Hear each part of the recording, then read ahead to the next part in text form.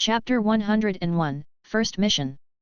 Urza's last mission was to defeat the rebellious demons, so that horn should be her trophy. Urza walked into the hall and put the horn in her hand on the ground. The entire guild floor couldn't help but tremble. Myra Jane explained to George and Lucy in time. A horn is so big, so the devil's body must be as big as the guild. It's really scary. Lucy couldn't help but cover her mouth in shock, and George was also deeply shocked. He felt that the S-class magicians in this world might be much more powerful than he had previously expected. It didn't seem too strenuous to defeat a demon more than 10 meters high. But it's also possible that Urza herself is among the best among S-class. Let me tell you, I heard a lot of rumors along the way, saying that we in Fairy Tale are always causing trouble all day long. Even if the president forgives you, I will not forgive you. Kana, is this how you drink? Bixita, if you want to dance, dance outside. Don't stand on the table. Wakabanabu Makeo. Putting down the devil horn in her hand, Urza pinched her waist and began to scold the magicians of the guild one by one. But those magicians whose names were called did not dare to say a word. Even Natsu and Grey, who were not even afraid of the president, were able to start having sex not long after they met. At this time, when facing Urza, they were all holding hands and pretending to be good brothers, which made Lucy dumbfounded. She is truly the eldest sister of the guild and the queen of fairies. When George saw this, he secretly exclaimed. It's really just the wrong name, not the wrong nickname. He has also been in the guild for a while and has a certain understanding of the personalities of most of the magicians here. To be honest, most of the magicians in Fairy Tale have a similar temperament. Even if there is a gap in strength, no one in the guild is convinced by anyone, and fights are common. Being scolded like today and yet not daring to talk back at all, it can only be said that Urza's status in the hearts of the Fairy Tale wizards is indeed a bit unusual. Are you new members? After completing a training circle, Urza happened to see the new faces George and Lucy, so she walked over. Lucy's body trembled when she saw this, and she immediately stretched out her hand to say hello. My name is Lucy, I'm a new member who just joined. Please give me your advice. My name is Urza. You don't have to be so polite. You can treat this place as your second home from now on. We are all your brothers and sisters. Urza reached out and grabbed Lucy's shoulders with a serious look on her face. Then she seemed to think of something again, and her eyes suddenly lit up. So you are Lucy. When I first arrived in town, I heard that you easily defeated the vicious monster Vulcan gorilla with just one finger. You did a great job. Ah, this. Lucy was immediately dumbfounded.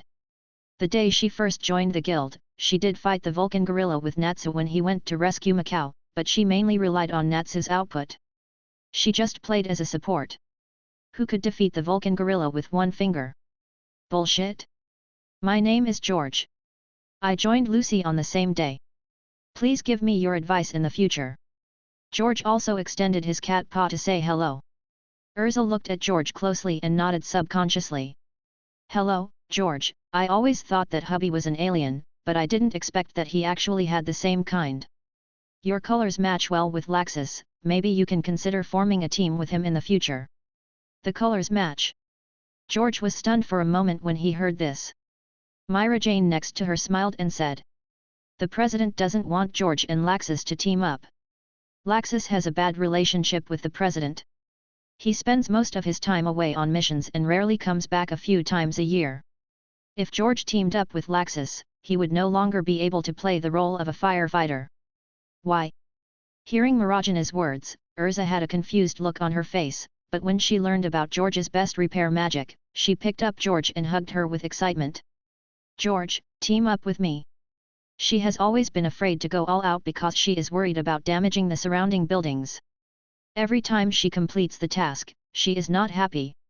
If George can follow behind to repair it, her efficiency in completing the task will be greatly improved. We will be paid 50-50. No, I don't want to form a team just yet. George squeezed out of Urza's arms with difficulty, shook his confused cat head, and decisively rejected the invitation to form a team.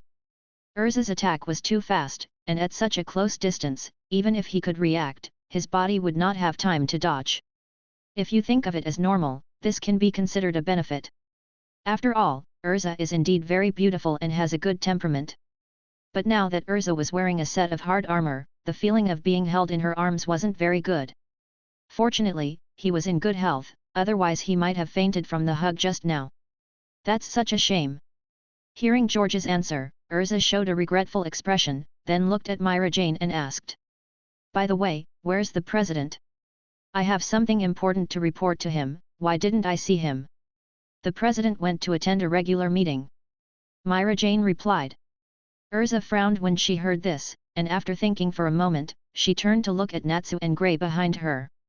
The two who were originally head-to-head and neither of them gave way to the other immediately hugged each other again when they saw Urza turn her head. Natsu, Grey, I encountered a troublesome thing during the mission and need your help. Would you like to go with me to perform this mission? What? Urza actually asked for help, this is the first time. And it's Natsu and Grey. Hearing Urza's words, not only Natsu and Grey were very surprised, but all the wizards in the guild except George and Lucy were boiling. You know, with Urza's strength, she basically took on S-level missions on the second floor, and she always completed them alone, and never needed to team up with others for help. This is the first time in history. Of course I am willing.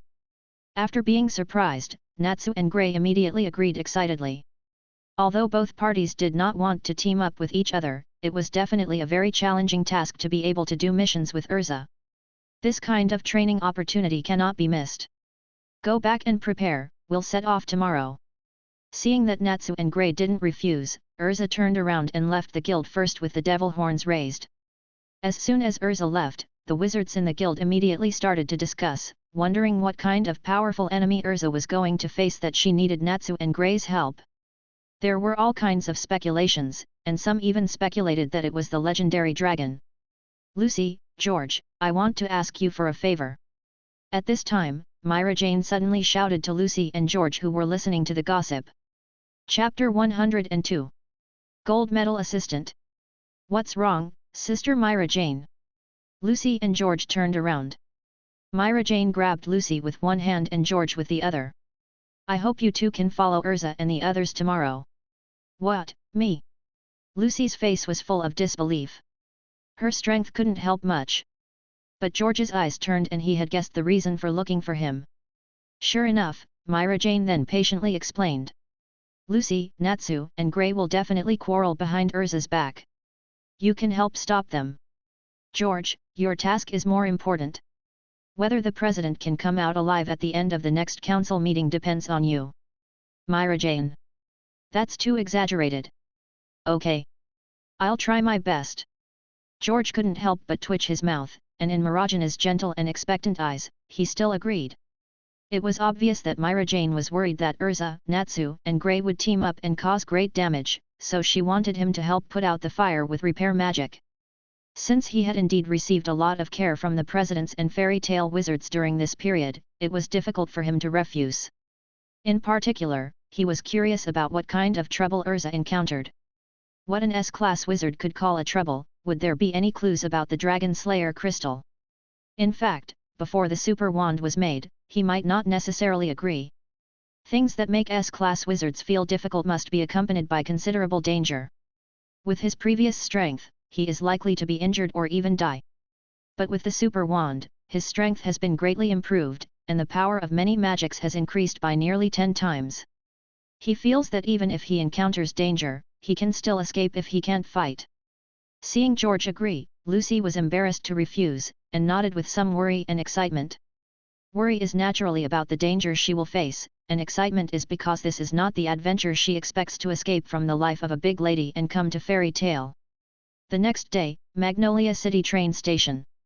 George came to the station early with a small skull bag on his back, and then took out a magic book from the skull bag and read it. It's called a small skull bag, but actually when it's on George's cat clone, it's only about the size of a purse. But don't underestimate this purse-sized skull bag. After the super wand casts the traceless extension spell, the space inside is comparable to a small 40 square meter room. With such a large storage space, he can carry a lot of magic books on the road, and he can continue to study and learn magic at other times except for combat time. He has already started learning giant magic and light magic, and he has also begun to slowly study other types of magic that are relatively simple but helpful for his current combat. George. About 5 minutes later, a familiar voice interrupted his reading. It was Lucy who arrived early like him. Today, Lucy wore a yellow sling with a blue mini-skirt, which especially highlighted her figure. In addition, the arc of the left and right swing when running made George couldn't help but take a few more glances. Apart from other things, in terms of thunder, Lucy should be the one who can rank among the female wizards of fairy tale he has seen. Not long after Lucy arrived, Natsu, Happy and Grey also arrived, but Natsu and Grey started arguing again as soon as they met. "Sorry, I kept you waiting." Seeing that the train was about to leave, Urza finally appeared in front of everyone dragging a large cart. "Why are there so many luggages?" Lucy was petrified on the spot when she saw dozens of suitcases full of luggage on the large cart. Who would bring so many luggages when going out for a mission? Happy whispered. Urza has obsessive-compulsive disorder. Every time she goes out for a mission, she has to take all her clothes with her. It seems that she has a lot of magic weapons and armor. George's concern was not Urza's luggage, but Urza's magic weapons and armor. After learning about the characteristics of the dress-up magic in detail in the library, he knew that the space of the dress-up magic was not only for magic weapons, but also other daily things. However, the strength of most dress-up magicians is limited. It is already very good to have space for 1 or 2 magic weapons, and there is no room for other things. But an S-class wizard like Urza must have a large space. But Urza did not put the luggage into the space, which only means that her space must have a lot of magic weapons and armor. Yes, the mission reward for an S-class wizard is quite high, so he should not be short of money. "Iluza, if you don't mind, you can put your luggage in my magic props first." After thinking for a while, he put down his backpack and took the initiative to propose. He has 3 purposes for this mission. The first is to repay the resources and help he has received from the guild during this period. The second is to see if he can find out about the Dragon Slayer crystal. Third, by the way, he can get along well with the strongest wizards in the guild, and maybe he can use them in the future. For example, if he has news about the Dragon Slayer crystal in the future, but the enemy is very powerful, he can ask the wizards in the guild who owe him favors to help him, so that he will not fight alone. "George, you actually have a rare space magic prop, so I'll trouble you." Seeing George stuff the big magic book into his small backpack, Urza's eyes lit up immediately. She guessed that George's small backpack was a rare space magic prop, and nodded happily. Putting the small backpack on the ground and opening it, George activated the magnetic force, and the magic wand with an iron ring in the backpack flew out and fell into his hand. "Move quickly." The object transfer spell was activated, and as the magic wand continued to wave, the suitcases automatically lined up and entered the small backpack on the ground. Wow! Looking at this scene in front of them, Urza and others showed surprise. Although George's magic is not powerful, it looks very special like art. Whether it is repairing items, cleaning, or lining up the suitcases to enter the backpack like today. "I'm not very good at fighting, but I know some auxiliary magic, I hope it can help you." Putting the backpack back on his back, George said modestly. This time, unless necessary, he did not intend to go to the battlefield to fight in person. After all, the enemy this time was not the low-level wizards he had encountered before, and it was still a bit dangerous. He can use his magic to assist, and being a gold medal assist is not bad. "You don't need to fight, when the time comes, all the enemies will be left to me, Natsu, Grey, and Lucy." Urza patted her chest and clapped her armor. Lucy's face was a little bitter. She wanted to tell Urza that she was not very strong and could not defeat the Vulcan gorilla with just one finger. Chapter 103. When everyone arrived, Urza's luggage included George's backpack, and there was no need to find a staff member to store it, so the 4 of them and the 2 cats got on the train together. Grey and Natsu sat in a row, with Happy in the middle, Lucy and Urza sat in a row, and George sat in the middle. However, as soon as the train started, Natsu's whole state immediately changed. He lost the lively look he had just down there, and his face was full of pain, as if he was motion sick. "What happened to him?" George asked in surprise. He could understand car sickness and seasickness, but this was the first time he heard of train sickness. Especially with Natsu's abnormal physical fitness, it is even more impossible for this situation to happen. Normal people don't get train sick. Natsu is stunned by all means of transportation. As long as it is a means of transportation, he will be like this. Just get used to it. Hubby took out a small dried fish from his bag and chewed it in his mouth as he explained. He was used to being Natsu's partner. By the way, George, do you want one? After speaking, he took out one and handed it to George, but George declined. His body is a cat, but his soul is a human. He is not as fond of dried fish as Hubby. It's unreasonable to feint all means of transportation. He didn't understand what was going on, but he still pulled out his wand and cast a levitation spell on Natsu. Wingardim, Leviosa. Under the influence of the levitation spell, Natsu slowly floated up from the seat. He neither touched the seat nor the bottom of the car, and just floated in the middle. Natsu, who was in this state, immediately regained his energy and opened his mouth to spit out a mouthful of flames. Haha, I'm back again, thank you George. As long as it works. George nodded. His magic power is unlimited. With the increase of the super wand, it is not a problem to maintain a floating spell for half an hour. If you use it a few times, you can make Natsu float to the station. Natsu is one of the main combatants in this mission, so he naturally wants to ensure that he is always in good condition. Otherwise, what if we encounter an enemy attack? We can't let him take over.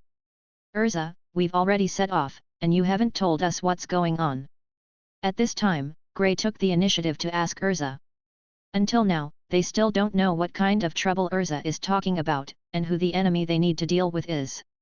Urza nodded and began to tell the story. It turned out that just a few days ago, she had just completed her mission and was about to return to the guild. When passing by a tavern where magicians gathered in Onabasai, she overheard the conversation of several Black Iron Forest Guild magicians. The general content of the conversation was that the Black Iron Forest had found the legendary cursed flute, and wanted to unseal the cursed flute and use its powerful curse-killing power to carry out some big plan. It turned out to be the cursed flute. After listening to Urza's story, George's eyes suddenly lit up. He had read about the curse flute in a book about magic props in the library. According to legend, the cursed flute was originally a magic tool used to cast curse-killing magic. It was later modified by Zeref, the most evil black wizard in the legend, and evolved into a magic flute. Anyone who hears the sound of the magic flute will immediately be cursed by death magic and die. The attack range is very large. What he cares about is not the curse-killing power of the cursed flute. That thing is indeed powerful, but with his strength, it is impossible to take it as his own, and it can kill a whole group of people with just one blow, unless he wants to be defeated by the demons of the entire kingdom. The guide hunted him down. The main reason is that the book not only contains an introduction, but also a picture of the flute of the curse. It is a thick flute made of wood with a skull-shaped head. In other words, if you take it back and sharpen it a little, you will have a very good stick body. He always felt that the body of his super wand was not worthy of the core. If he used a section of the cursed flute as the body, he felt that the effect of the wand would be improved several times. Especially for black magic with a curse like the Shenfeng Shadowless Curse. George, do you know about the cursed flute? Urza asked, noticing the change in George's expression. George nodded and didn't hide it. I saw it in a book about magic items in the library. The lullaby of the cursed flute is. It's such a dangerous thing, so we can't just let it go. After listening to George's introduction, Urza had a solemn look on her face. The Black Iron Forest is a guild of dark magicians. The magicians in it take on illegal tasks such as assassinations, but few are kind-hearted. What they use the cursed flute to do is definitely not a good thing. Maybe a lot of people will be killed. I didn't react before, otherwise I would have blood sacrificed those magicians of the Black Iron Forest on the spot, and forced me to find out what they wanted to do with the cursed flute. So what do we do now? Lucy asked a little scared. She felt that this mission seemed dangerous, and she already regretted it. Go directly to the Black Iron Forest Guild headquarters. We will go to the guild to defeat all their magicians and take away the cursed flute. Urza revealed her simple and crude plan. She had planned to go directly to the Black Iron Forest before, but she felt it was a bit risky to take on an entire guild by herself. She was mainly worried that someone would secretly transfer the flute of the curse while she was fighting, so she decided to go back to find Natsu and Gray first. It seems to be fun. Gray's face showed no fear, while Natsu was so excited that his 7 orifices were spitting fire. It's great to beat all of them. I want to go home. Lucy's face was sweating. A few people came to attack an entire guild, and it was a dark magic guild famous for assassinations. This was simply too scary. George felt okay about this. He thought that Urza, as an S-class magician, should not act recklessly. Since she dared to come to the door, it meant that she had a certain degree of confidence. And in Urza's plan, she, Natsu and Grey were enough to challenge the Black Iron Forest. Now with Lucy and him, the confidence should be even greater. He would not comment on Lucy for now. At least he was not only a supporting role. When it was really critical, his magic and superpowers were not vegetarian. When the train was heading to Onabasai, where the Black Iron Forest was located, Makarov, who was attending a routine meeting of the Guild Leaders Union in Kruba City, also received a magic letter from Myra Jane. President Makarov, Miss Myra Jane has written to you. The blue magic bird delivered the letter to Makarov, who was bragging about being a wizard in his guild with other guild leaders. Makarov reached out and input magic power into the envelope, and a small magic circle slowly emerged on the envelope. Chapter 104. The cat wants to drive. In the magic circle, the phantom left by Marajana's shadow magic rose. President, thank you for attending the regular meeting. Look, this is our guild's signature beauty, isn't she beautiful? Makarov pointed at Marajana's phantom in the magic circle and showed off to the other presidents with a proud face. Upon seeing this, the presidents nodded in praise. Apparently the gentle and beautiful Myra Jane really amazed them.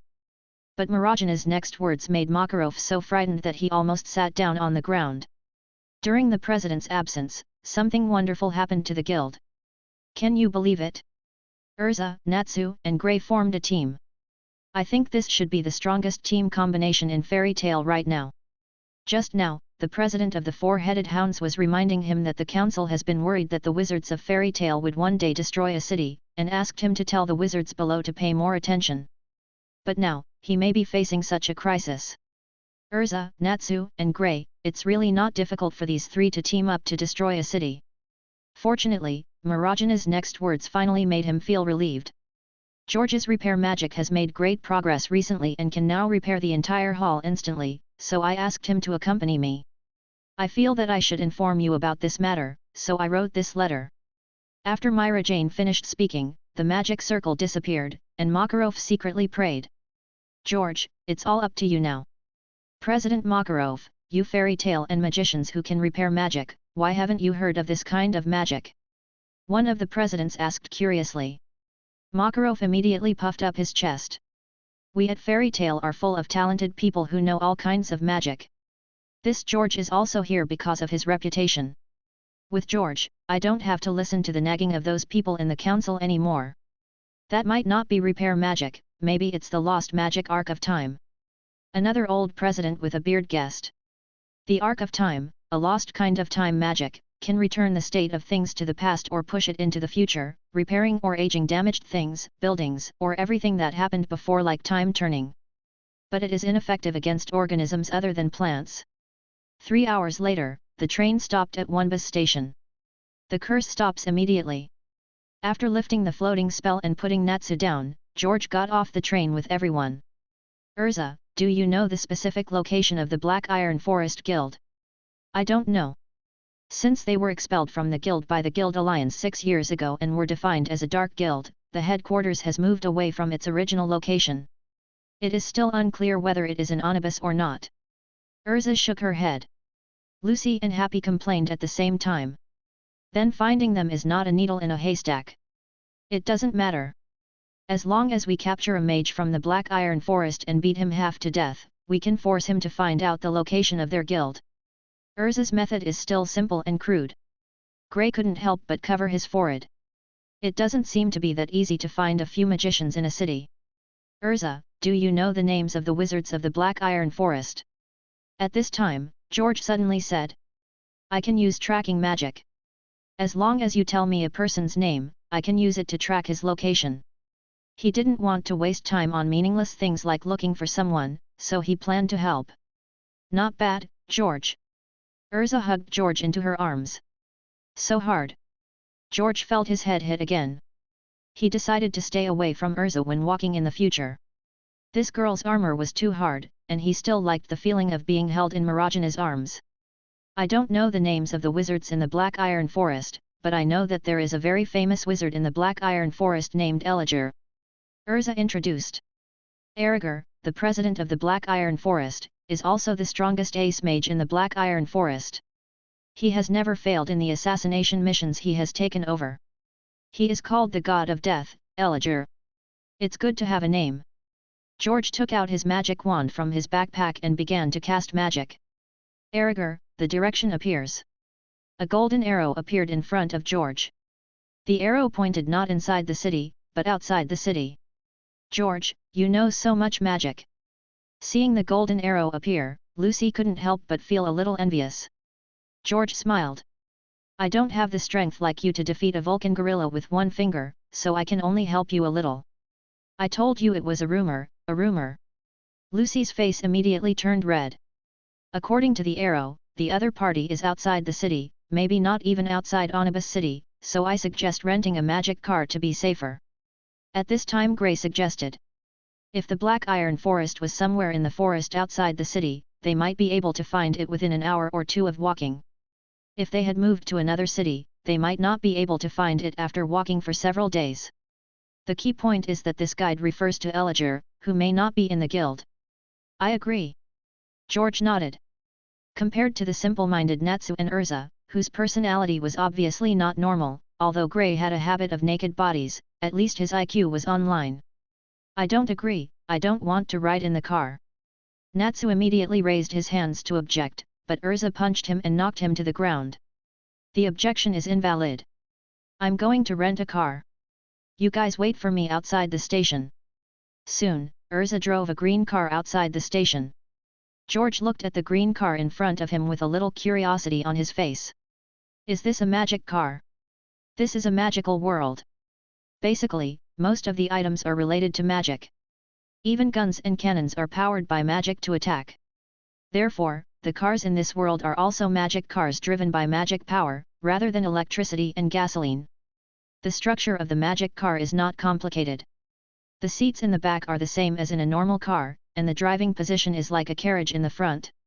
In addition to the joystick, accelerator, and brake, there is only a bracelet connected to the human body to input magic power. Get in the car quickly.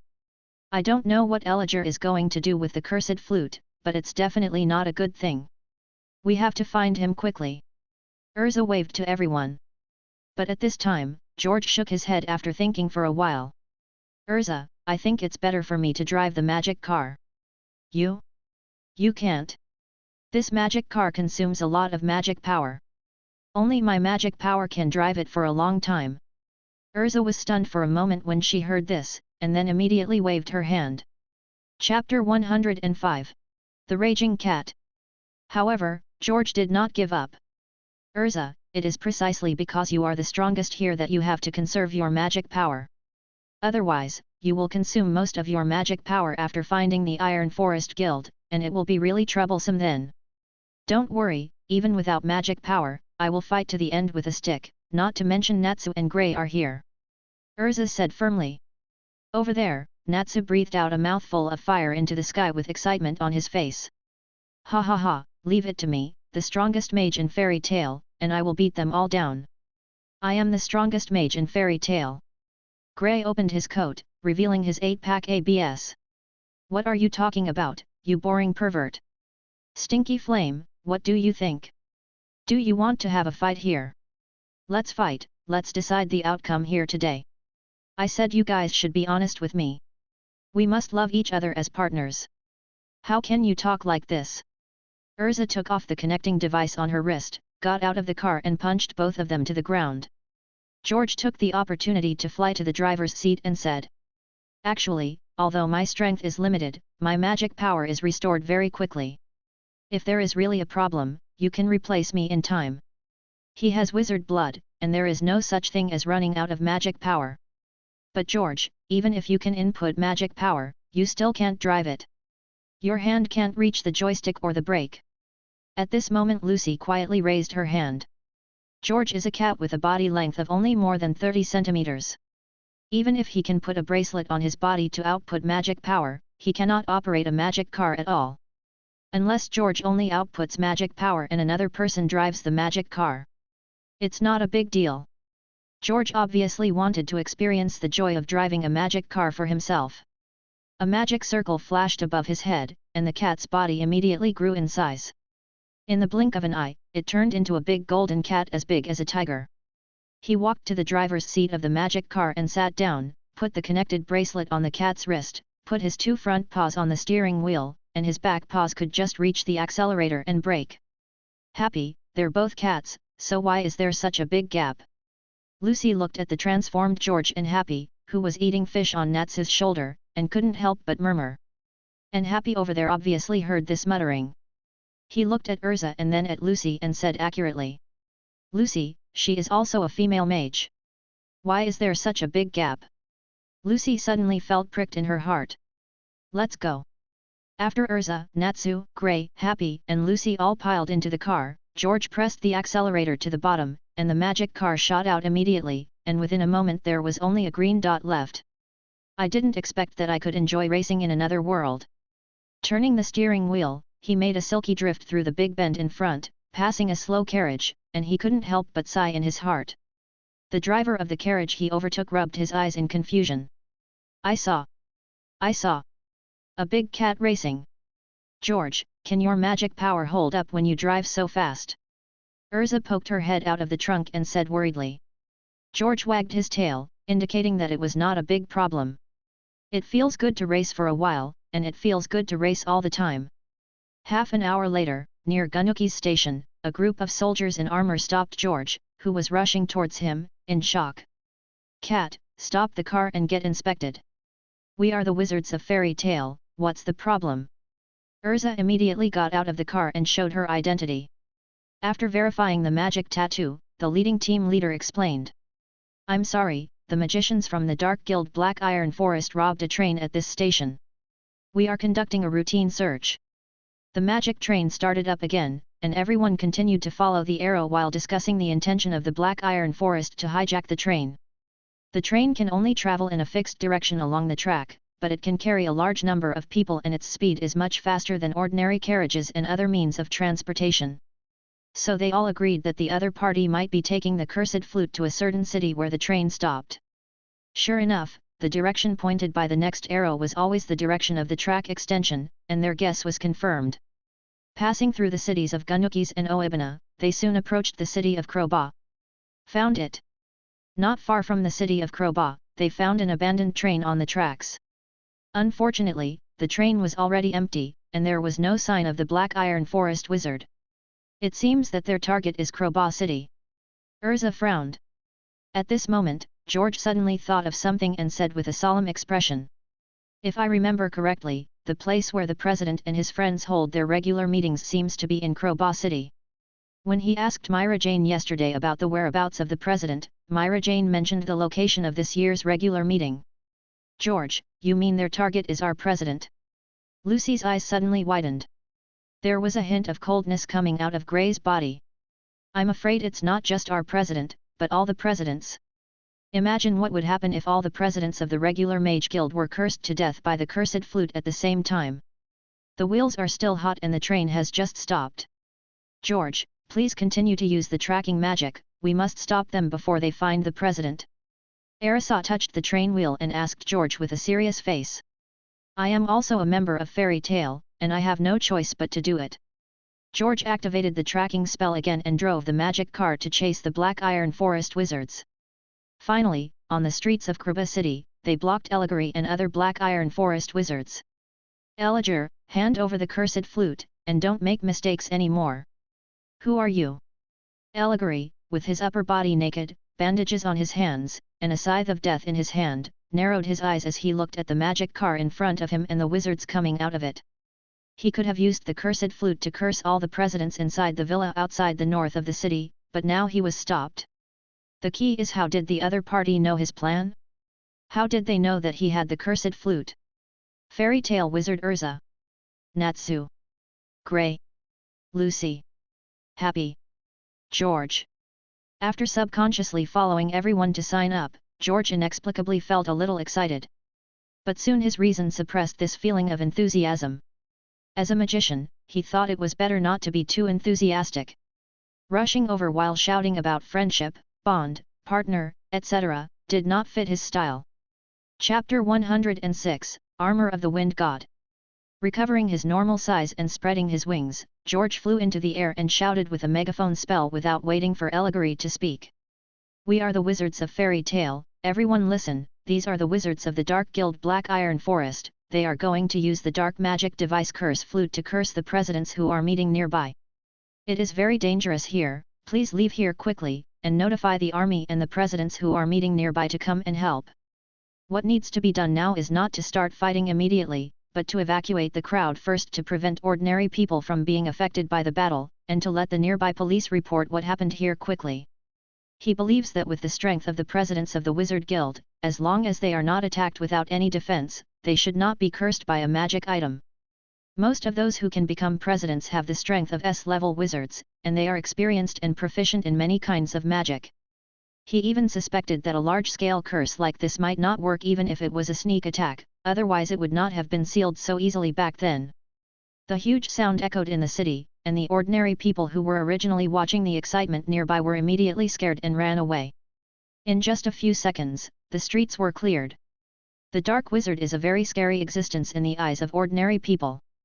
Every year, many ordinary people die in the battles of Dark Wizards, and there are often reports in magic magazines. Looking for death. Seeing this, Allegory immediately swung the sickle in his hand, and a sharp wind blade flew out of the sickle and chopped directly towards George in the air. The cat in front of him was shouting, which had already alarmed the snake, so he naturally couldn't let it continue. George saw the green wind blade coming, and just as he wanted to dodge, he found that Urza had jumped in front of him, raised his hand and easily shattered the wind blade with a sword. "A bunch of flies, dare to ruin my good deeds, you stop them, I will curse those guild presidents." Knowing that Urza, the fairy queen, is not easy to mess with, Allegory is not stupid, and directly ordered hundreds of wizards in the guild to stop them together. He took the curse flute and flew up in the wind, wanting to fly to the villa in the north of the city first, and blow the curse before the guild presidents reacted. Kill! Hearing Allegory's order, those wizards launched their own magic like crazy, attacking Urza and others, and for a while they couldn't get away. Not good. Seeing that Allegory was so cowardly, turning around and running away without fighting, Urza and others didn't expect it. Fortunately, at this moment, George quietly took action. "You turned your back to me, so I won't be polite." George spread his wings and flew towards Allegory quickly, waving his magic wand. "Disarm you!" The red magic beam hit Allegory accurately, and the cursed flute and sickle in his hand were instantly forced out of his hands and flew out. Before he could catch them, George cast magic again. "Fly around!" The fallen cursed flute quickly flew into George's hands. "Damn, I was careless." Allegory took back his sickle, his eyes were about to pop out of his head. He never expected that he would be tricked by a cat. "Damn cat, give me the cursed flute back!" Swinging several wind blades in a row, Allegory quickly chased George. George relied on his size advantage to dodge all the wind blades flexibly, and did not fight at all. The reason why his magic could hit Allegory just now was mainly because the opponent had no defense against him and was too careless. Otherwise, with the speed of the opponent's wind magic, it would be easy to dodge the attack. Unless he uses the Shadowless spell. But the Shadowless spell is his trump card. If he fails to kill the opponent once, the opponent will be alert if he uses it again. It is not wise to expose your trump card rashly without knowing the opponent's intelligence. The attack of the Shadowless spell has no signs, and it is difficult to detect and dodge, but it is not really without any flaws. As long as the enemy pays attention to the direction of his wand swinging, he can still dodge in advance. Only when he can cast the Shadowless spell without a wand and silently can it be said that there is really no flaw. "Good job, George, hide behind me, I will deal with him." Urza was overjoyed when she saw George grab the cursed flute. She waved her hand to turn the magic sword into a magic spear, and swept away more than a dozen wizards who blocked the way. George was not polite. With Urza, an S-level wizard, there, he naturally let Urza take over. He could be the sixth man in the back and take the opportunity to assist and make a sneak attack. Fall to the ground. A blue magic beam shot at Allegory, forcing him to slow down and dodge. He turned around and accelerated, hiding behind Urza, standing with Lucy and Happy. Okay, let me meet the Fairy Queen in person today. After dodging the attack, he found that Urza had already blocked George. Elijah knew that if he didn't kill Urza, it would be difficult to take back the cursed flute, and finally used his real strength. As the president of the Black Iron Forest and an S-class wizard, he was not really afraid of Urza. Storm Wave. A purple magic circle rose in Elijah's right hand, and a small tornado instantly formed and rolled towards Urza. A wind wizard. Faced with the sweeping tornado, Urza's face was not panicked at all. She activated the night magic, and a red magic circle suddenly lit up on her body. Armor of the Wind God. The original armor and spear on her body disappeared instantly, and then her body was wrapped in magic power, and she changed her appearance in the blink of an eye. At this time, Urza wore a pair of small wings on her head, tied up her long hair, and changed her armor into a tribal robe embroidered with wind and cloud spells. The spear in her hand also changed into a cloud-shaped longsword. Is this Urza's dress-up night magic? It is indeed different from ordinary dress-up magic. George, who was hiding behind, showed a hint of interest after seeing the whole dress-up process. Ordinary dress-up magic is to summon the magic weapons prepared in advance from the space opened up by oneself, and then fight with the magic weapons in close combat. For George, this does not seem to be much different from taking out the prepared weapons from the backpack expanded by the traceless extension spell behind him. At most, the speed is a little faster.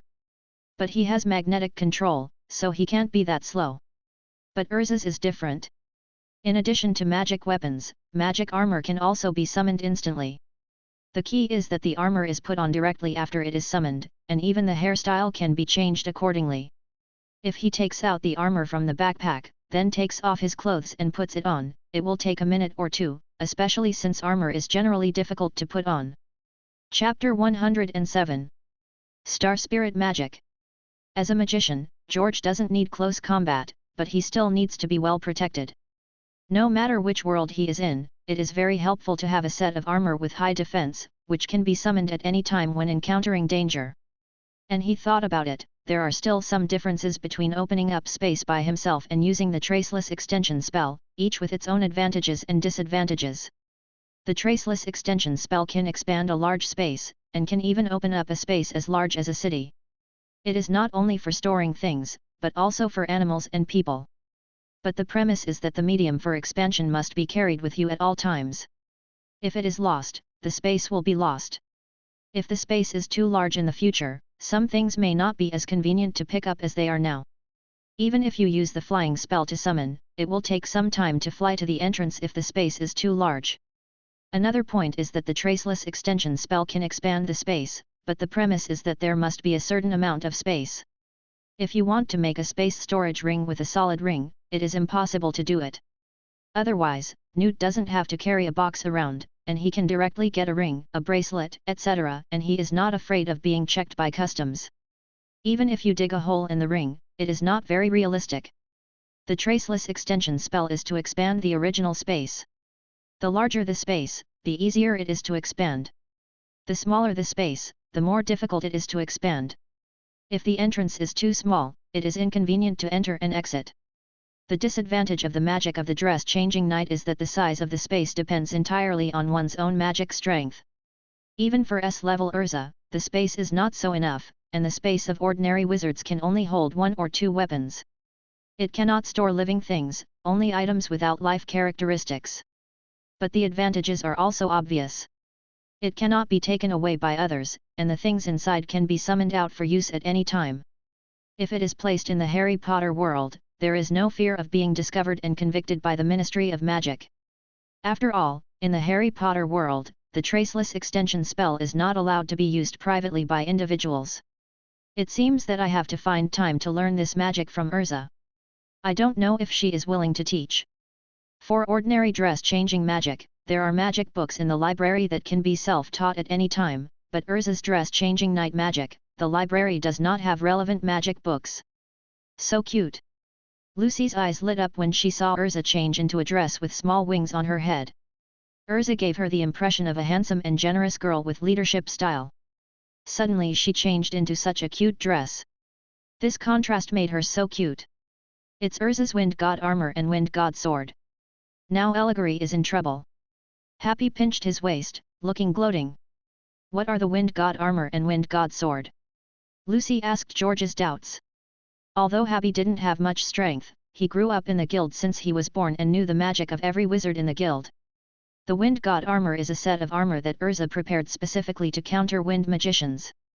The power of wind magic hitting her will be at least half, and the Wind God sword in her hand is also a super powerful wind magic sword. Open it for me. After changing her clothes, Urza swung it fiercely at the incoming tornado, and violent wind magic burst out from the sword, and actually directly split the small tornado on the spot. After opening the tornado with a sword, Urza did not stop.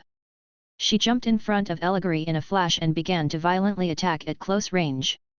Aragorn hurriedly used his sickle to resist, but it was obvious that his close combat skills were not as good as Urza's, and he was directly suppressed from the air to the ground by Urza.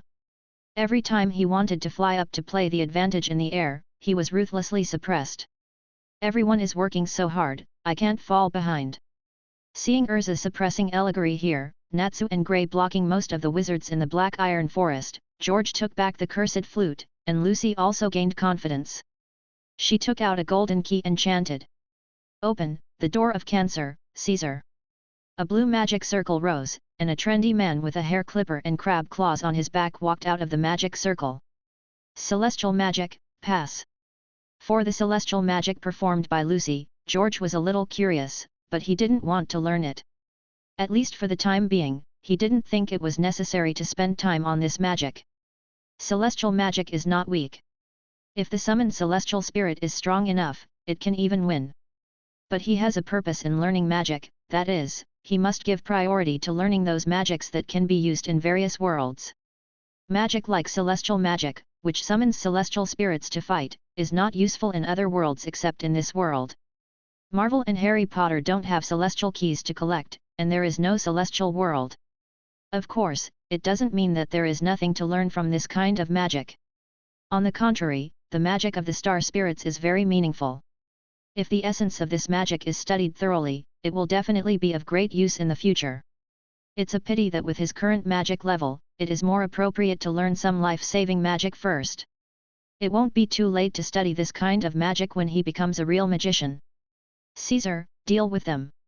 Seeing several Black Iron Forest wizards bypassing Natsu and Grey and trying to come back to grab the cursed flute, Lucy waved her hand and issued an attack order to the summoned Cancer Star Spirit.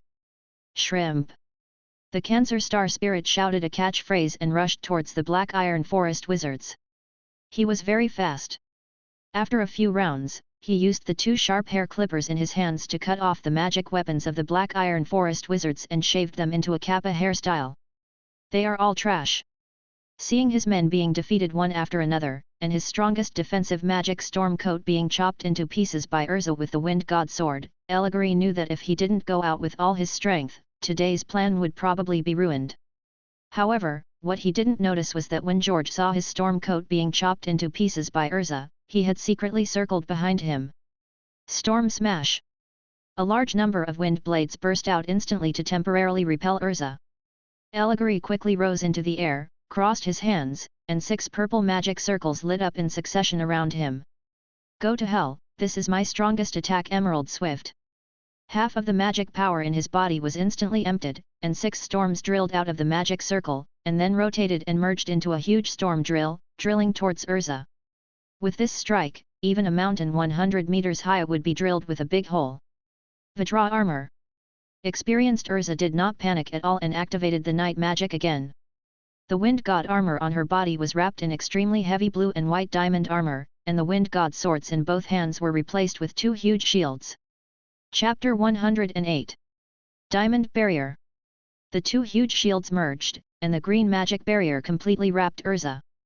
The storm drill that could penetrate the hill was completely blocked after encountering the diamond barrier, just like encountering an insurmountable fence, and its power was getting smaller and smaller. How can it be so strong? Seeing that his strongest attack did not seem to have the corresponding effect, Eligary gritted his teeth, and then his eyes turned and he had a new idea.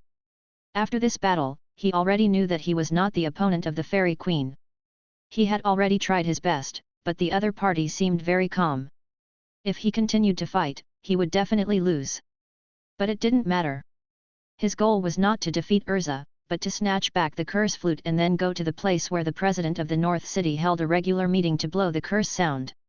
So as long as he trapped Urza for a moment, he could snatch back the curse flute from the ant-like kitten and fly away to continue his plan.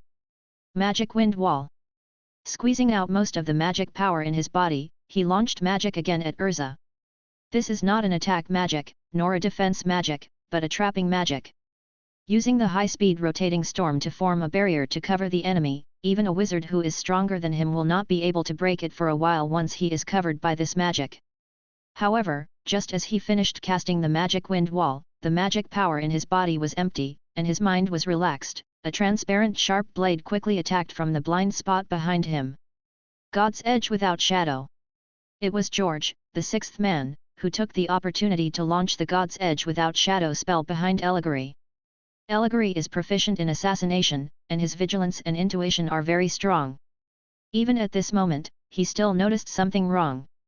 He wanted to activate the Stormcoat defense, but the magic power in his body had not recovered for a while because of the continuous release of the big move. He turned his head to see the source of the attack and dodge, but found that there was no attack at all.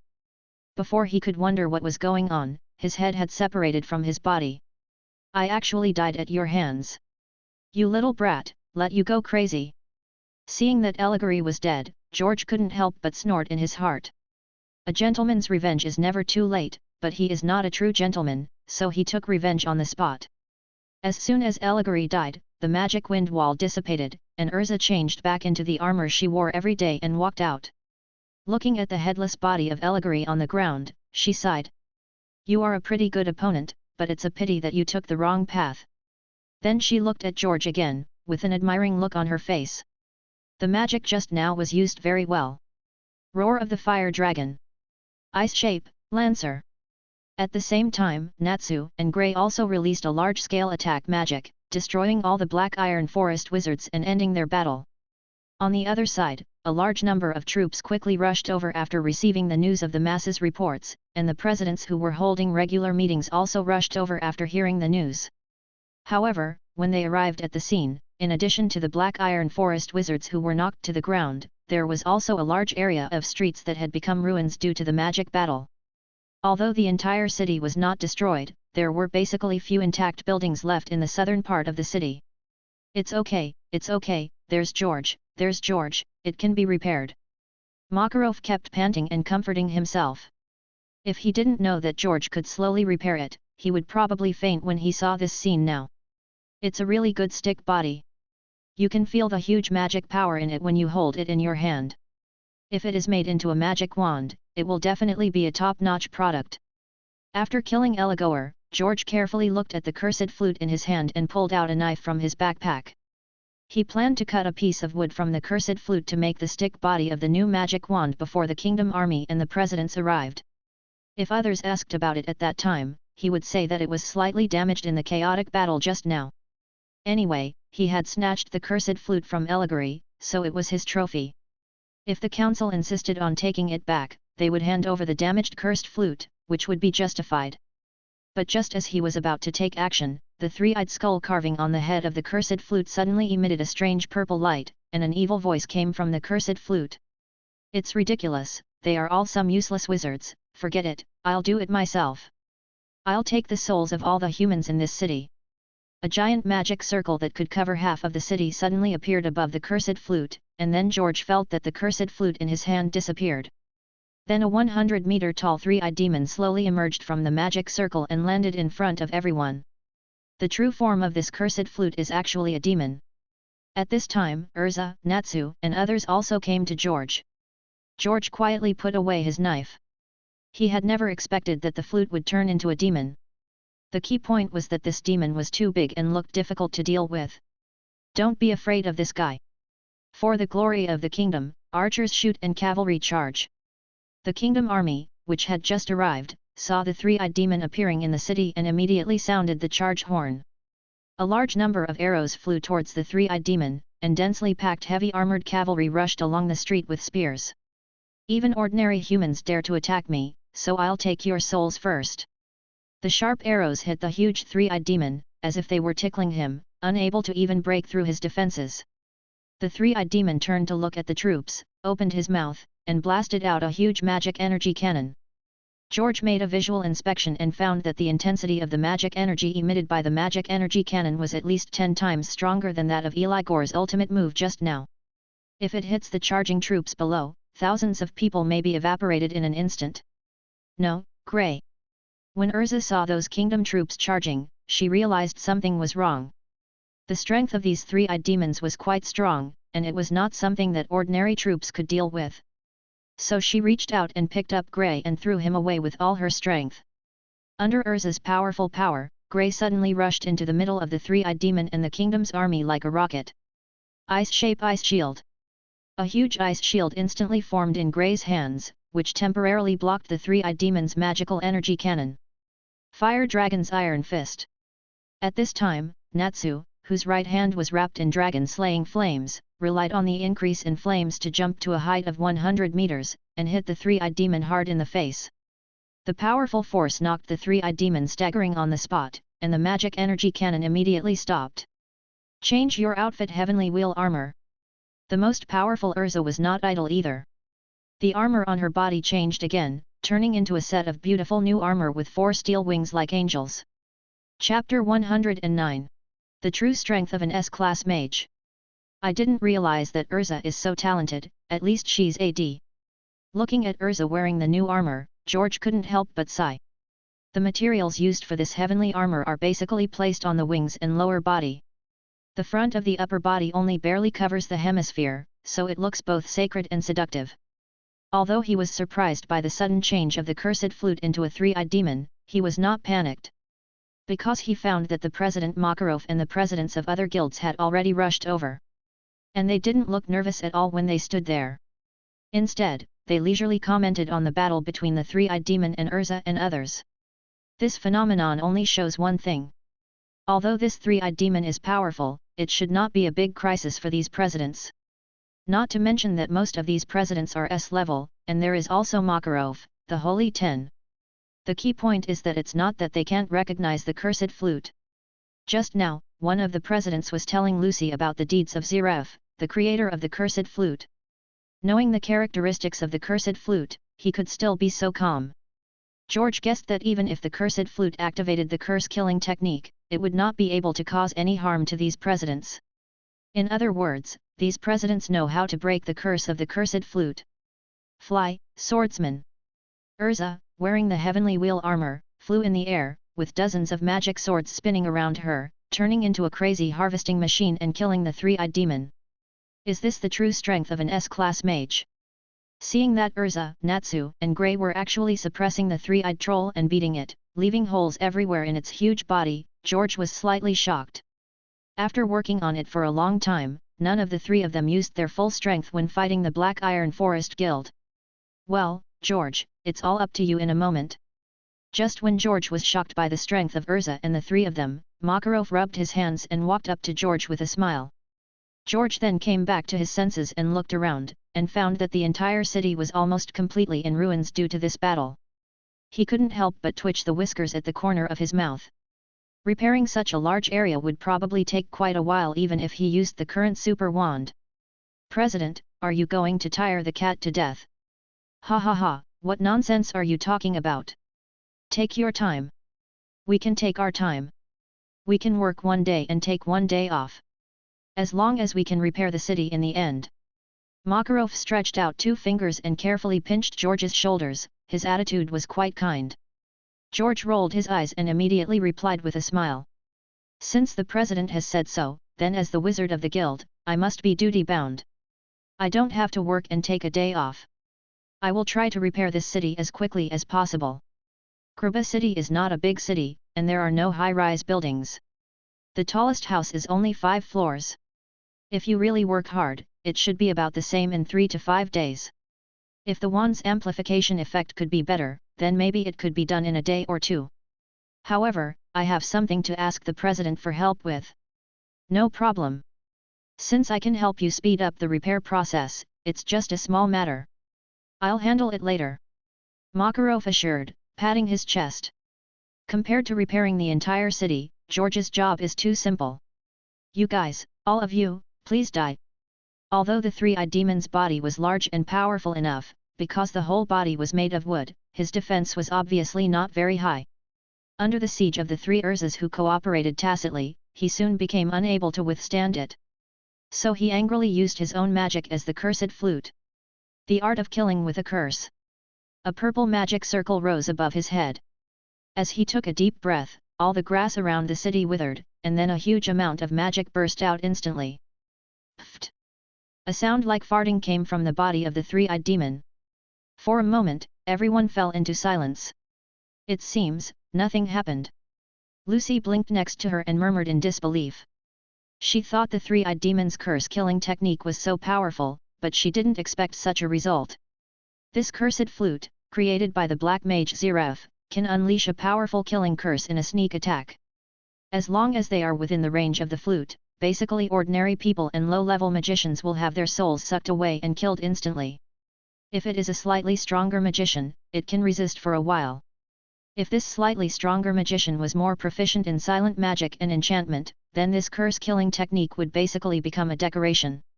That's how it was sealed back then. The president of the Four-Headed Hound Magister's Guild explained. It turns out there is still this weakness. When George heard this, he immediately understood. No wonder these presidents were not worried. Silence magic is not a difficult magic. It is estimated that many of the presidents here should be proficient in it. Of course, even without the curse-killing technique, with the size of this three-eyed demon and its extremely destructive magic energy cannon, it is not something that ordinary people can defeat.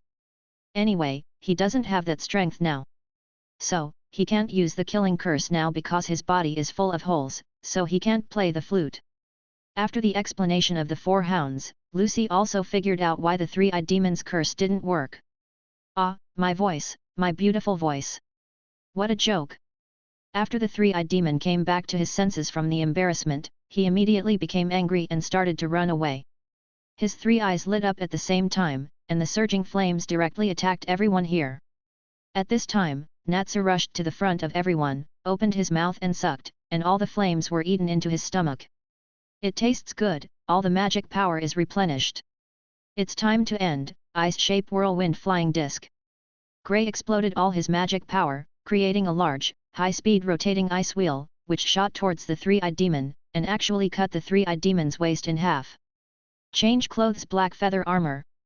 Iluza, who was in the air, also changed the sky wheel armor to the black feather armor that could concentrate a blow to greatly increase the destructive power, and split the three-eyed demon's head with a sword as fast as lightning. The flames in my right hand and the flames in my left hand, combine the power of both flames. Take this one fire dragon brilliant flame. When the three-eyed demon was severely injured by Urza and Grey, Natsu jumped high into the sky again, and with the power of the demon flames he had just swallowed, he burst out with the strongest attack. The huge giant flame hit the three-eyed demon in the air, and the violent explosion sounded through the sky. After the dust settled, the three-eyed demon completely disappeared, and turned into a cursed flute with a skull and fell to the ground. Chapter 110. The Ultimate Magic Wand. We won! We won! Seeing the three-eyed demon being destroyed, Lucy and Happy hugged each other and cheered. The guild leaders also praised it. After all, it was a demon created by the Black Wizard Zeref. Normally, even if 3 S-class wizards worked together, it would not be so easy to destroy it. Makarov was also full of pride and relief when he saw the wizards of his guild being praised by everyone. But the next second, he heard George's voice full of resentment. President, if you can't get the cursed flute, I will consider changing guilds. The original Kriba city was just a ruin. Now due to Natsu's last blow, a big hole was directly blasted out of the city center, and it was obviously more troublesome to repair it. Leave it to me. Leave it to me. Makarov's body trembled when he heard George's words, and he immediately rushed to the front at a lightning speed and picked up the cursed flute before the arrival of the kingdom army. Then he looked around, broke off the skull on the cursed flute with great force, and quietly stuffed the remaining part into George's hand. Put it away quickly, don't let the people of the Kingdom Knights see it. Thank you, President. George took the cursed flute and immediately felt relieved, and happily stuffed it into his backpack. Before, he planned to take advantage of everyone's inattention and quietly cut off a small section of the cursed flute to make the shaft of the new magic wand. But after such a commotion, the kingdom army and the presidents of various places were there. Even if the three-eyed demon was defeated, he couldn't go forward to cut the cursed flute. So just now he told Makarov that he was making a magic prop that could greatly improve the efficiency of his repair magic, and he needed to cut off a part of the cursed flute as material, hoping that Makarov could help him. But he didn't expect Makarov to be so fierce, and he directly broke off the skull on the cursed flute and stuffed all the remaining flute shaft to him. This shaft must be the bigger the better he can make the magic wand. Well, you are the person in charge of the kingdom knights here, right? This is the cursed flute, which has been completely damaged and only this much is left. The people from the council will come over later, and you can help hand it over to them and ask them to seal it well. Also, tell them that we will send someone to repair the damaged city in 2 days, that's it. Holding the skull that was forcibly broken off, Makarov ran to the kingdom knights who were still in a daze, and stuffed the skull into the hands of the legion leader. Without waiting for the other party to react, he quickly came back with Urza and others and disappeared in front of everyone. The council has teleportation magic, and it will be teleported soon after receiving the message. If you don't run now, you will be troubled when you meet it later. Makarov, this guy, is still the same. Looking at Makarov, who took the lead in running away, the four hounds and the president of the Blue Pegasus smiled at each other. They were also wizards of the Fairy Tale Guild and Makarov's best partners. Later, because of their own ideas and dreams, they left Fairy Tale and founded their own wizard guild. But the feelings for Fairy Tale Guild are still there. At night, in a forest on the way back to Magnolia City. George, your magic can actually be used like this, it's great, why don't you team up with us for missions in the future? Natsu gnawed on the golden roasted lamb leg and said to George, who was waving his wand to perform cooking magic in front of him. Because Elagor hijacked the train stopped running, and the rented magic car was damaged in the war, so the few people could only walk back to Magnolia City. Fortunately, George prepared kitchen utensils and some ingredients in his backpack just in case, so that they would not starve at night. Agree. Happy raised his paw while eating grilled fish. Forget it, I don't plan to team up for missions for the time being. George brought a bowl of freshly cooked broth to Natsu and took the opportunity to cut off a tuft of hair from the back of his head. As for the wand core, Natsu's hair is better. George, if you want, you can form a team to do the mission. Magic is still the fastest to improve in actual combat. At this time, Makarov suddenly said. For the benefit of the guild, it is best for George to stay in the guild as a firefighter, but he thinks that is not the best for George's magic improvement. In terms of the overall interests of the guild and the personal magic improvement of the wizards, he is more inclined to the latter, otherwise he would have constrained the guild wizards to perform tasks, instead of letting the guild wizards do it under the pressure of the council. I really don't want to do it for the time being. I want to read more books now and determine my own magic path. I will go out to form a team for the mission after I make a decision later. George made an excuse perfunctorily.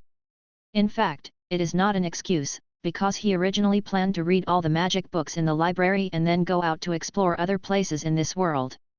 But to be honest, Makarov persuaded him to go to the team mission, which really surprised him. It can only be said that as a guild leader, Makarov is indeed a qualified guild leader. No wonder he is so loved by the guild wizards. 2 days later, George took the train that had resumed operation and came to Kroba City again. Kroba City is still a ruin, but the big hole in the middle of the ruins has been filled up, probably the work of an earth wizard. All the residents of the city have been moved to military tents outside the city for temporary residence. Are you George, the repair wizard of Fairy Tale? Yuryashia, the leader of the investigation team of the Council of the City of Kroba, looked at the golden kitten with a backpack in front of her, and her eyes narrowed. Ever since she learned that Fairy Tale said that there was a wizard who could repair the entire city, she took the initiative to take on the task of leading the team this time, wanting to secretly observe whether the other party was using the lost magic arc of time like herself. But she didn't expect that this repair wizard was not a human, but a cat.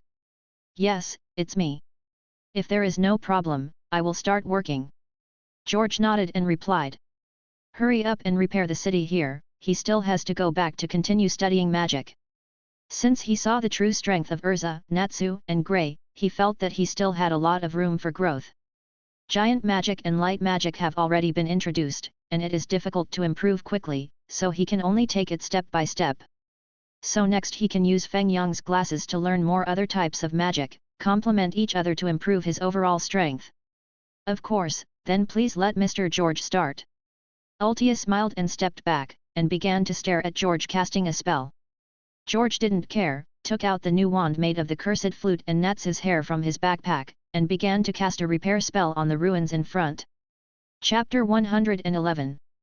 3 Light Pillars. As he expected, using the cursed flute as the wand's body did greatly increase the wand's ability to increase his magic. He would like to call the current wand a top-notch wand. The best wand can increase his magic by nearly 20 times. Restored to the original condition. With the blessing of the best magic wand, the effect of the repair spell was greatly improved, and the ruins in front of him began to gradually return to their once prosperous appearance, as if they were traveling back in time. Not afraid of running out of magic power, George kept waving the best magic wand, and the repair spells were thrown out one after another. From morning to night, I cast the spell for 10 hours, and I felt a little dizzy. Only then did the entire city of Kruba finally fully recover. Okay, my job is done. Withdrawing his wand, George said hello to Ulrusha and other council mages in a depressed manner, then went to the train station to take the train back to Magnolia City. Even if he doesn't run out of magic power, casting a spell for 10 consecutive hours is still very tiring. However, after this casting, he felt that his repair spell seemed to have made considerable progress. Strange, it's not the Arc of Time. This world really has repair magic. Watching George fly away, Olodia had a puzzled look on her face. After a day of observation, she could confirm that George, the cat, was not casting the Arc of Time magic, but another type of magic that she had never seen before. If that's all it is, it's not something to be afraid of. This cat's magic can only repair things. It is an auxiliary magic and has no threat. You must know that her Arc of Time not only repairs this, but also has very powerful attack moves that can even stop time. I heard that Natsu will challenge Urza tomorrow, so you can go and have a look.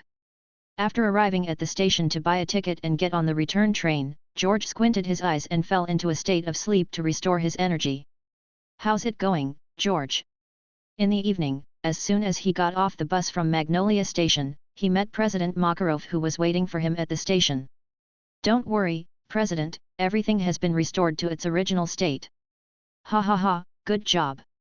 Let's see if those guys from the council have any reason to trouble me this time. Hi, I'll go there in person in a few days and let them thank me properly. If our fairy tale wizards hadn't taken action this time, we don't know how far things would have gone. When Makarov heard George's affirmative answer, he puffed up his chest and laughed triumphantly. After he finished laughing, he patted George's shoulder again. George, I'll give you a big credit this time. Aren't you learning light magic? I created a very powerful light defense magic of my own, and I'll teach it to you when I have time. Light defensive magic. George's eyes suddenly lit up. The light magic he saw in the library was almost not very strong. If he didn't think that Makarov majored in light magic, there must be a special reason, and the effect of light magic is relatively sacred and has a restraining effect on dark magic. He would not have planned to continue to spend time studying it. Yes, it's called the 3 Pillars of God. It's my strongest defensive magic. Even the Holy Ten may not be able to break it. Makarov raised his head with pride on his face. When George heard this, he immediately said seriously, President, if you have such a task again in the future, please don't be polite to me. I like to repair things the most. It seems that Makarov also retained a lot of things when he taught himself giant magic and light magic, and many unique skills were not taught to him. Also, not long after he joined the guild, how could the president teach him all the secret tricks without reservation? That would be too stupid. If he could learn more powerful magic through this method in the future, he felt that even practicing for a few days would be nothing. The next day, on the cross street of Magnolia City, Urza and Natsu stood opposite each other, surrounded by fairy tale magicians and ordinary residents of Magnolia City. Natsu, come on! My queen, teach Natsu a lesson. Before the battle even started, everyone was already shouting. The Fairy Tale Guild has been in Magnolia City for so many years and has always gotten along very well with the locals, so the ordinary people in the city are not afraid of them at all, but like the magicians of the guild very much. When they heard that Fire Dragon Natsu was going to challenge the Fairy Queen, they all ran over to watch the fun. The bet has been placed, Natsu will pay 10 to 1 if he wins, and 10 to 1 if Urza wins. Kana, who loves to drink, took the opportunity to open a betting table, which provoked the guild wizards and ordinary people watching the fun to place their bets. Most of them bet on S-level Urza to win, but there are a few who plan to give it a try and win on Natsu. Natsu was still very young when he was defeated by Urza, but Natsu's growth in the past few years has been obvious to all, and it is not impossible to win. Who can win? At this time, George was also among the magicians. He did not place a bet, but he was still very interested in the outcome of the duel between the two. Logically speaking, the S-class Urza must be stronger, but Natsu's final blow against the three-eyed demon that day also left a deep impression on him. A big hole was opened in the whole city by that blow. Change your clothes, Emperor Yan's armor. Urza, holding a huge Vulcan sword, wearing red tight-fitting armor and twin tails, appeared in front of everyone. Emperor armor, this is an armor with fireproof properties, which can reduce the power of fire magic by half. Now Natsu is in trouble. Lucky Oliata, who used wooden modeling magic, adjusted her glasses and said. Everyone in Fairy Tale nodded, and Happy ran to Kana, wanting to change all her bets on Natsu to Urza, which was complained by Lucy. It is really difficult to deal with a wizard like Urza. George couldn't help but sigh in his heart. To deal with a wizard like Urza, unless you are far superior to her in hard power, you will be restrained by her various magic weapons and armor. Just like now, the effect of Natsu's fire magic is directly reduced by half. The game begins. With the shout of President Makarov, Urza and Natsu fought together. Because Urza's armor has fireproof properties, Natsu did not use fire to attack directly, but instead used all the flames of the dragon-slaying magic on his body to strengthen his body for close combat. The two sides fought back and forth, so fast that George couldn't keep up with his eyes, and it was hard to tell who was better for a while. Natsu, it seems that you have indeed made a lot of progress in these years, but the time is almost up, and it's time to end it. After dodging Natsu's fierce attack again, Urza showed a look of relief on her face, and her speed suddenly increased. She appeared behind Natsu before he could react, and knocked him out with a knife. Obviously, she didn't use her full strength in the previous battle, and now she has used her true strength. Chapter 112. Clues to the Dragon-Slaying Crystal. When I have time, I'll ask the President if he knows where I can find a dragon-slaying crystal. After watching the duel between Urza and Natsu, George was also slightly touched. Although Natsu was defeated in the end, the blessing of the dragon-slaying magic on the body that he showed still made him very excited. Urza is strong because she is strong by herself, and she also has the blessing of magic armor, while Natsu is strong because the blessing and power of dragon-slaying magic far exceeds that of ordinary magic. And he saw that even the Flame Emperor armor did not seem to have such a good suppression effect on the flame of dragon-slaying magic. Normal flame magic can only exert half of its power under the suppression of the Flame Emperor armor, but Natsu's dragon-slaying magic flame can exert at least 80% of its power. Considering that there are no magic armors and weapons in other worlds, he still prefers dragon-slaying magic. Especially, dragon-slaying magic can devour the corresponding elements to enhance strength. He thought that in the future, if he encounters a nuclear bomb attack, he can rely on dragon-slaying magic to swallow the energy of the nuclear bomb explosion and then fight back. Repair it as before. After repairing the damaged street with the repair spell, George and everyone returned to the guild. 3 days later, in the guild hall, George asked the President Makarov during lunch. President, I heard that your grandson Laxus became a dragon slayer by implanting the dragon crystal. Are you interested in the dragon crystal?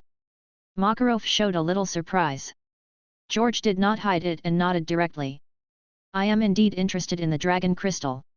If I can get a piece of dragon crystal, I also want to become a dragon slayer. Hey, then George, aren't you going to become a chinchilla, meow? At this time, the harpy on the other side heard George's words and couldn't help but complain. This guy likes to complain more than Lucy. George was stunned when he heard this, then smiled and replied. You are right. The dragon crystal, a crystal made from the heart of a dragon, is an extremely rare treasure. Yvonne heard about Serena from me back then. For Laxus's body, he searched the entire Ishgar continent but couldn't find the dragon crystal. I remember that I finally bought a thunder dragon crystal from a wizard from the Kiltana continent. So I advise you not to have too much hope. Makarov finished the wine in his hand, then shook his head and persuaded. The existence of dragons has long become a legend. Even if there are, they are extremely rare, not to mention finding them, defeating and killing them, and using their hearts to make dragon-killing crystals. A wizard from the Kiltana continent. George began to recall the magic book he had read about the geography of this world. This world is called Aslant. There are currently 4 known continents, the East Continent, the West Continent, the South Continent, and the North Continent. In the eastern continent of Ishgard, there are more than 500 wizard guilds and several kingdoms, and the kingdom of Fiori is just one of them. In the western continent of Alakadasia, it is said that there is a unified empire there, but it has no intersection with the eastern continent. The two sides are basically isolated from each other, and news and books and letters cannot be circulated. However, occasionally there are immigrants from the western continent who come to Ishgard to find job opportunities. The wizards of their guild, Biska and Grammy, are both from the western continent. The southern continent is unknown. It is only known that there is such a continent in the south, but no wizard has found it, and maybe it does not exist at all. Kiltana in the northern continent seems to be related to some century-old mission, and there is no specific introduction in the book. Who is Serena? George did not ask about the details of Yvonne buying the dragon crystal, but changed the subject. Because he knew from Myra Jane that Yvonne, as Makarov's son, was kicked out of the guild by Makarov for some reason, which also caused Laxus to have a problem with Makarov, his grandfather. Mentioning Yvonne now will obviously bring back Makarov's bad memories. Anyway, there are already clues about the dragon crystal.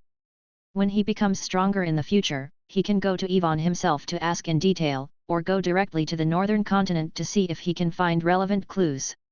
Serena, also known as God Serena, is a wizard standing at the top of the Holy Ten, the leader of the 4 heavenly kings of Ishgard. He has 8 dragon crystals fused in his body and can use 8 kinds of dragon-killing magic. But he suddenly disappeared many years ago, and I haven't heard about him for a long time. Makarov replied with some sighs. George's eyes widened when he heard it. 8 dragon crystals.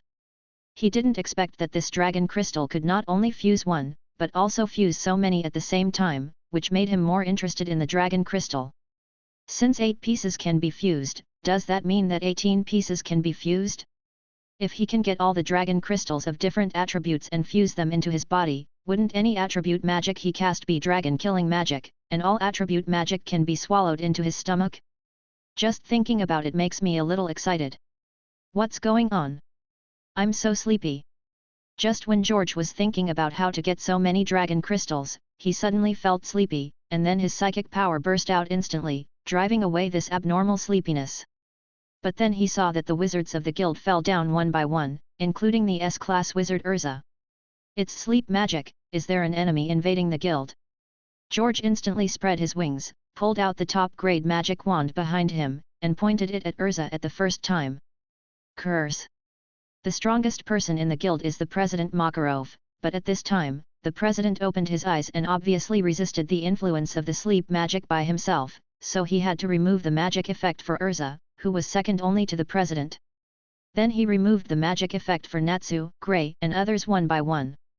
However, at this moment, the president stopped him. George, don't be nervous, it's not the enemy, it's Mr. Gang, he doesn't like dealing with people, so he used sleep magic to stun everyone. S-class wizard Mr. Gang. George was shocked. He had heard the gossip of the wizards in the guild. Now everyone recognized that the strongest female wizard in the guild was Urza, but everyone had their own opinions on the strongest male wizard in the guild. Some said it was Laxus, and some said it was Mr. Gang, both of whom were S-class wizards.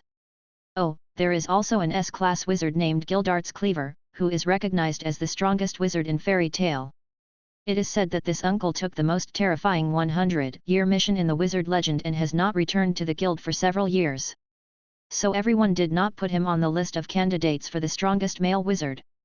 Natsu and Gray have greatly improved their strength in recent years. In everyone's eyes, they can barely make the list. Chapter 113. Are you interested in being my cat? As soon as Makarov finished speaking, a mage wearing a mask, a hood, and carrying 5 wands pushed open the door and walked into the guild. There are also magic wands in this world, but unlike George's magic wand, the magic wands in this world are more like magic props. Each wand can release 1 or 2 types of magic, and are generally used by wizards with magic skills. George's wand cannot release any specific magic, but it can amplify all the magic he uses and speed up the magic. In the later stage, as long as he is proficient in magic and swings the wand fast enough, he can gnaw a big melon and shoot it like a machine gun. After Mr. Gang entered the guild, he didn't say anything. He walked directly to the second floor, selected a mission, and left the guild silently. This guy's social phobia is definitely advanced.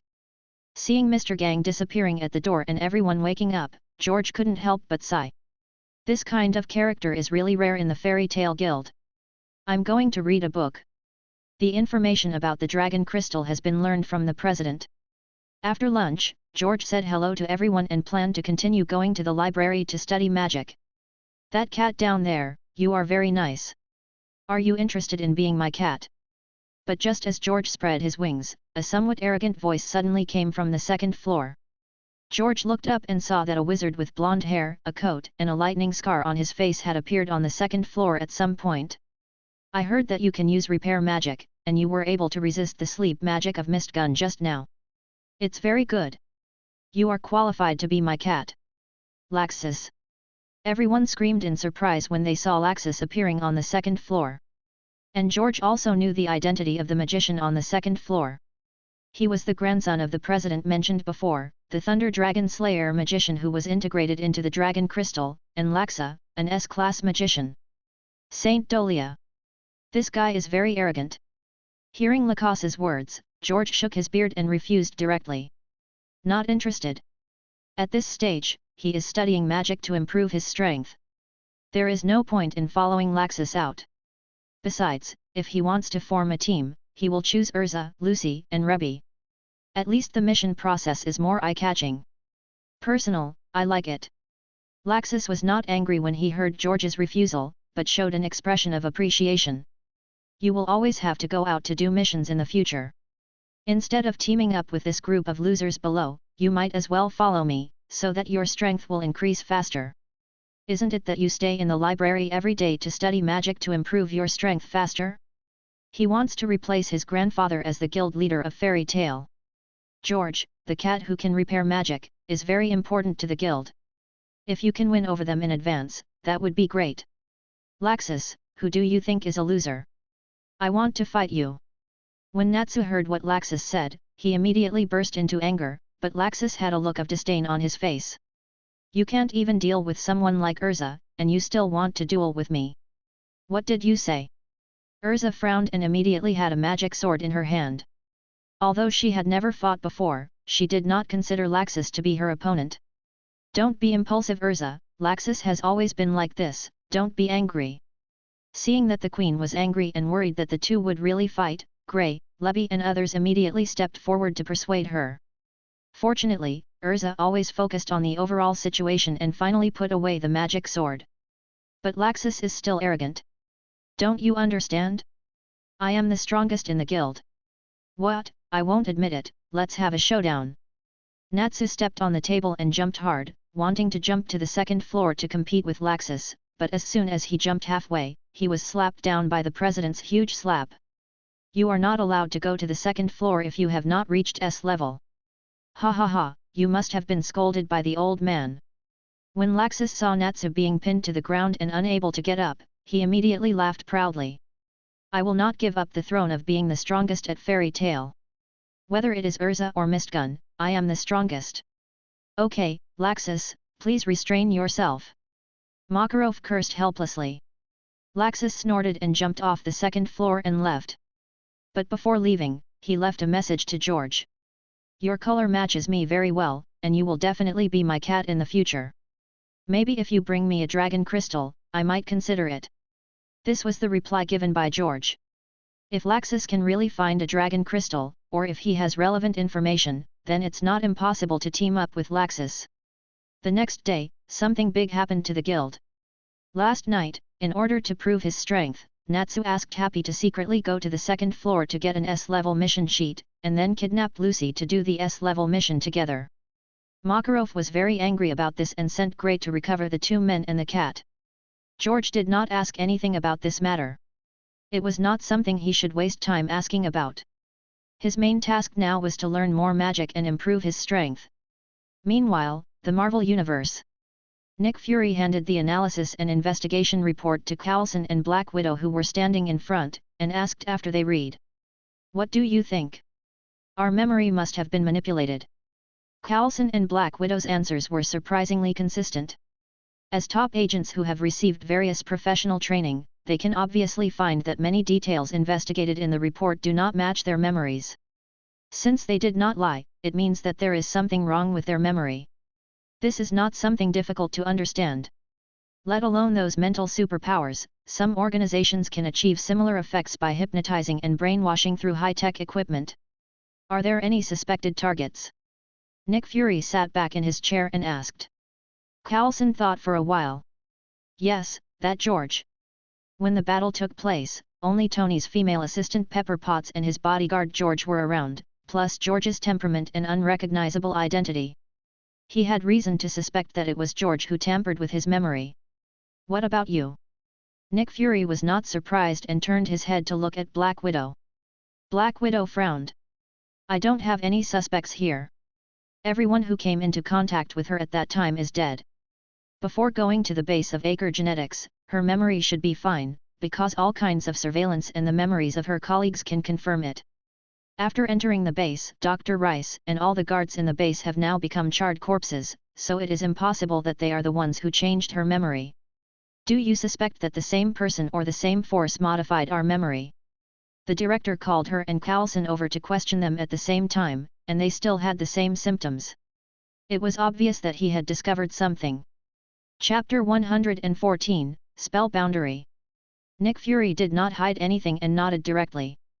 Yes, our people found some remaining bullet casings with the Stark Group logo when they were dealing with the Yakles gene base. So I suspect that the person who rescued Tony Stark from the Ten Rings, modified your memories, and burned down the entire Yakles Gene Company base was this George who couldn't find any information. Or maybe it's a mysterious organization that we don't know about that George belongs to. Director, haven't you found his information yet? Coulson had a look of surprise on his face. It would be understandable if no information about George had been found in the database before, but during this period of S.H.I.E.L.D.'s multi-party investigation, it was unbelievable that no information about George had been found. With S.H.I.E.L.D.'s ability, if you want to check it out, you can definitely find it out even if you change dozens of fake identities. No, this guy just appeared out of nowhere without any clues. I went to see Tony Stark last night and couldn't get any information about him. Nick Fury looked a little serious. So next, you should stop all tasks in hand and fully cooperate with the memory recovery treatment. An organization suddenly appeared that was completely beyond his control and understanding, and it also had extraordinary strength and could modify memories. He absolutely couldn't just let it go. He must figure out the other party's origin and purpose of getting close to Tony Stark as soon as possible. Half a month later. After various black technologies and the assistance of professional psychologists and hypnosis masters, Coulson and Black Widow finally found some forgotten memories in their minds.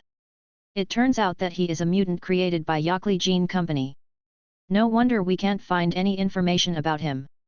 Combining the descriptions of Coulson and Black Widow, as well as the relevant intelligence about the Yakles Gene Company that S.H.I.E.L.D. had previously collected, Nick Fury, the director of S.H.I.E.L.D., roughly figured everything out. George was a mutant created by the Yakles Gene Company, but later escaped from control. He also escaped from the base with a group of small mutants and found Wolverine, who had disappeared for many years. With the help of Wolverine, they escaped to New York, and then went to Afghanistan to rescue Tony Stark. With the help of Tony Stark, they destroyed the entire Acrogene base. Of course, many of the details are still unclear, such as how George and others found Tony Stark in Afghanistan. But that's probably the general picture. When it comes to mutants and superpowers, many things cannot be inferred using common sense. Coulson, next you will continue to be responsible for Tony Stark and evaluate his Avengers qualifications. In the director's office, Nick Fury looked at Black Widow after announcing the mission to Coulson. Your mission is to find out where the mutants George and Wolverine are hiding in New York as soon as possible. We can't let a group of mutants with superpowers roam freely. He originally wanted to send Black Widow to take charge of Tony Stark, but Tony Stark had probably already met Black Widow, and sending Black Widow there would cause resentment. It would be better to replace him with Coulson, who has a better personality. They happened to have established a good relationship before. As for the mutants George and Wolverine, although it doesn't seem to have much impact at the moment, such uncertain factors must be placed within the scope that he can control and monitor. Otherwise, if any unexpected situation occurs, he will not be able to control the overall situation and handle it in the best possible way in a timely manner. On the other side, in the mutant school, Wolverine smoked a big cigar and watched George reaching out and writing very weird symbols on the wall of the school. He couldn't help but asked curiously, "What are you doing?" "Deploy a magical barrier." George continued painting without looking back. Wolverine looked confused. "What is a magical barrier?" "You don't understand even if you tell me, you just think it's a special ability to prevent foreign enemies from invading the school. History class is about to begin, why don't you hurry over?" George waved his hand perfunctorily, and Wolverine didn't care. He put out his cigar and ran off to teach the children. Because of his previous experience, Wolverine now likes to stay in school and give history lessons to children. Without Wolverine to bother him, George deployed the magic barrier a little faster. Lebby's word magic was one of the main magic he learned during this period. Compared with other magics that basically require self-study, with text magic he can find regular guidance from Lebby, who he has a good relationship with. Unlike other magicians, Lebby often goes out on missions and is not seen once every 10 days and a half. She is basically the same as George.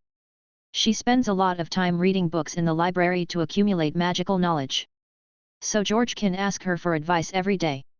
The difficulty of learning key text magic lies in the accumulation of magic knowledge. George has never slacked off in this aspect since joining Fairy Tail, making it easier to get started. Unlike the costume-changing magic, after returning from the mission in Kriba City, even though Urza often asked for advice, she never got started. However, during this period of time when he was learning word magic with Lebby, his focus was not on the three-dimensional characters in word magic, but on the spell words.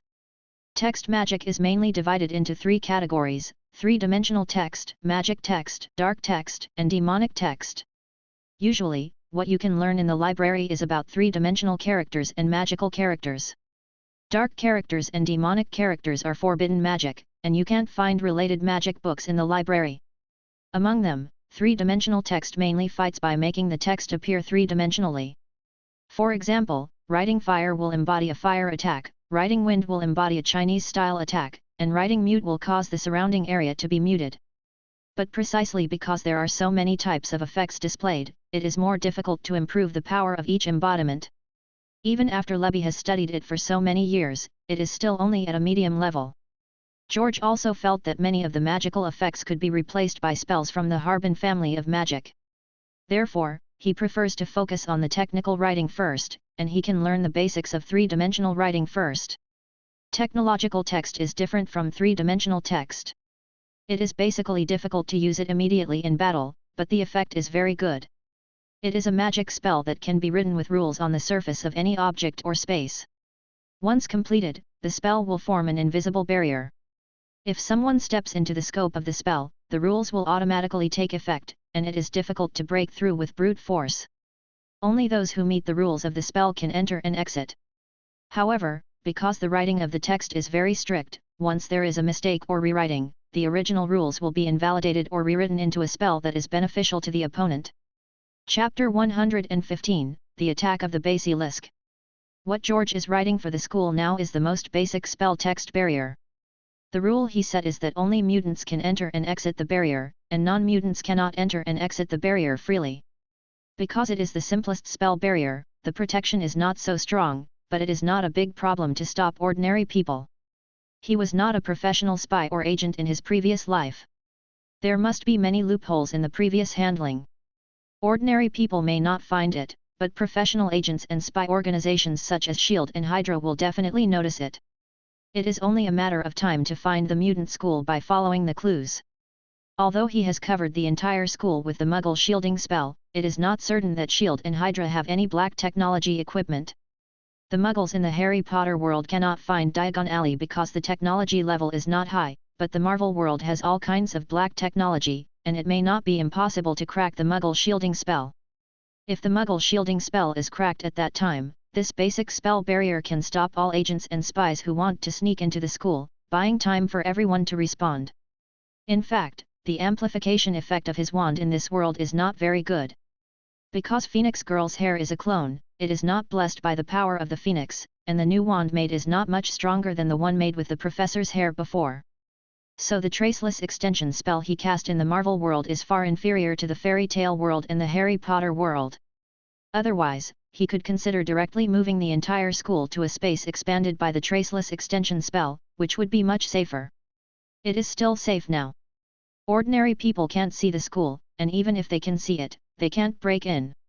If the barrier is forcibly blown up with weapons, Wolverine and Professor X are not vegetarians. After Professor X replaced his young body, his mental ability fell from level 4 to level 3, but even a level 3 professor could make all the agents and spies who broke into the school blank. Done. Because he had just started to learn text magic, he was busy until the evening, and George finally arranged the spell barrier covering the entire school. We still have to find a more suitable wand core. The hair of the Phoenix Girl is not very effective, and the dragon crystal in the fairy tale world is not so easy to obtain. He still needs to try more in other aspects. Why not try the hair of the Hulk, or the hair of Thor, or the hair of Loki? After all, Thor and Loki are also gods, and the hair effect should not be bad. George thought secretly on the way back to the dormitory. If Odin is willing to give me a hair, and I can get the URU metal and the branches of the world tree, maybe I can make a better wand than the fairy tale world. But after thinking about it carefully, even if there is such a consideration, it is estimated that it will take a few months before there is a chance. Now the Hulk has not come to New York, and Thor and Loki are still in the god's domain Asgard. Forget it, let's study magic more first. The Hulk is easy to say, but Loki and the Destroyer are not easy to deal with. If you want to take the opportunity to get what he wants, you can't do it without enough strength. Now that the school has a spell barrier, he plans to ignore everything outside the window for a while and put all his energy into studying fairy tale and Harry Potter world magic. Strive to improve his strength to a higher level in these few months. More than a month later, in the Harry Potter world, it was already May. During this period, apart from playing a Quidditch game with Hufflepuff, winning with an absolute advantage once again proved his Quidditch talent, nothing else happened. Until the day when Gryffindor and Ravenclaw were going to play Quidditch. Like every Saturday, George finished breakfast early and went to the library. Recently he was studying the Explosion Curse, which is a very destructive evil curse that can explode everything it touches and has a very high risk factor. As far as he knows, Peter Pettigrew once used this spell to blow up an entire street, killing 12 muggles. Hermione, why are you in such a hurry? Why didn't you go to the game? Seeing Hermione appear at the door of the library panting, George showed a little surprise. There is a Quidditch match today. The teachers and students of the school are all going to the Quidditch field. In the library, except for Madame Pants, he is the only one reading a book. Although Hermione also likes to come to the library to read books, today is related to Gryffindor's Quidditch match, she can't help but go to cheer for Harry. George, it's great that you are here. I think I know what the monster in the Chamber of Secrets is. Can you help me find a book about dangerous magical animals? After Hermione recovered a little, she excitedly stepped forward and grabbed George's hand. George was stunned when he heard it, and then nodded. Of course, no problem. While helping Hermione find a book, he thought to himself. Could it be today? He knew that in the original book, Hermione was attacked by the basilisk after finding the clues of the Chamber of Secrets, but he had no impression of the specific day of the attack. Is it this one? After searching for a while, George handed Hermione a very old magic book that introduced the basilisk. After Hermione got the magic book, she said excitedly. It's this Fantastic Beasts, let me find it. She pulled George to the reading area and opened Fantastic Beasts. She soon found the page about the basilisk and read it to George. In our country, there are many terrible beasts and monsters wandering around. The most bizarre and lethal of them is the basilisk, also known as the Snake King. This snake can grow to a very large size and usually lives for hundreds of years. It is hatched from a rooster egg and a toad. The basilisk kills people in an amazing way. In addition to its deadly fangs, its stare can also kill people. Anyone who is stared at by its eyes will die immediately. Spiders will run away when they see the basilisk, because the basilisk is the spider's mortal enemy, and the basilisk will flee in panic as long as it hears the crowing of a rooster, because the crowing of a rooster is also fatal to it. So, you suspect that the monster in the secret room is a basilisk? After hearing Hermione finish reading, George asked in a low voice. Hermione nodded. Yes, I suspect the monster in the Chamber of Secrets is the basilisk. It moves through the pipes of the school. Myrtle must have died because she saw the eyes of the basilisk. And in these attacks, Mrs. Norris saw the eyes of the basilisk through the reflection of the water surface, so she was only petrified and not killed. Colin was killed because the camera did not see it directly, and Headless Nick was already dead. It makes sense, maybe we should report this to Dumbledore. George looked like he fully agreed with Hermione's reasoning, and asked casually. By the way, what about Harry's diary? Are there any new clues recently? You mean Riddle's diary? I don't know who stole it yesterday, and just before coming to the library, Harry said he heard a strange sound again. I suspect it was the sound of the basilisk. Because Harry is a snake speaker, so he can always hear it. Hermione pulled George up. Let's find Dumbledore now. Since the basilisk has appeared again, everyone is in danger. Go, keep working hard. Chapter 116. George falls from the sky. You should be the one being attacked. George thought to himself as Hermione pulled him out of the library. Now that most of the young wizards in the school have gone to the Quidditch pitch, only he, Hermione and a few young wizards are still in the school. The basilisk will definitely attack Hermione, a Muggle-born wizard first. Especially to Voldemort, Hermione was also a good friend of Harry's. But George was not worried about this. He originally wanted to lure the basilisk to show up, clear Hagrid's grievances, and temporarily send Dumbledore away from the school. Now is a good opportunity. Coming. Not long after walking out of the library, George sensed the presence of the basilisk at a corner. His psychic ability is not as powerful as the professor's, but he can still sense an area around him. The hostility of the basilisk is simply too obvious. George, something seems wrong. After walking a few steps, Hermione suddenly stopped and said with a trembling voice. Because she faintly heard the sound of the basilisk moving towards this side from behind. Don't look back, it might be a basilisk, once you see its eyes you're dead. Listen to me and keep moving forward. George took Hermione's trembling hand and walked quickly towards the stairs. As George and Hermione moved faster, the basilisk seemed to be aware of it and accelerated towards them.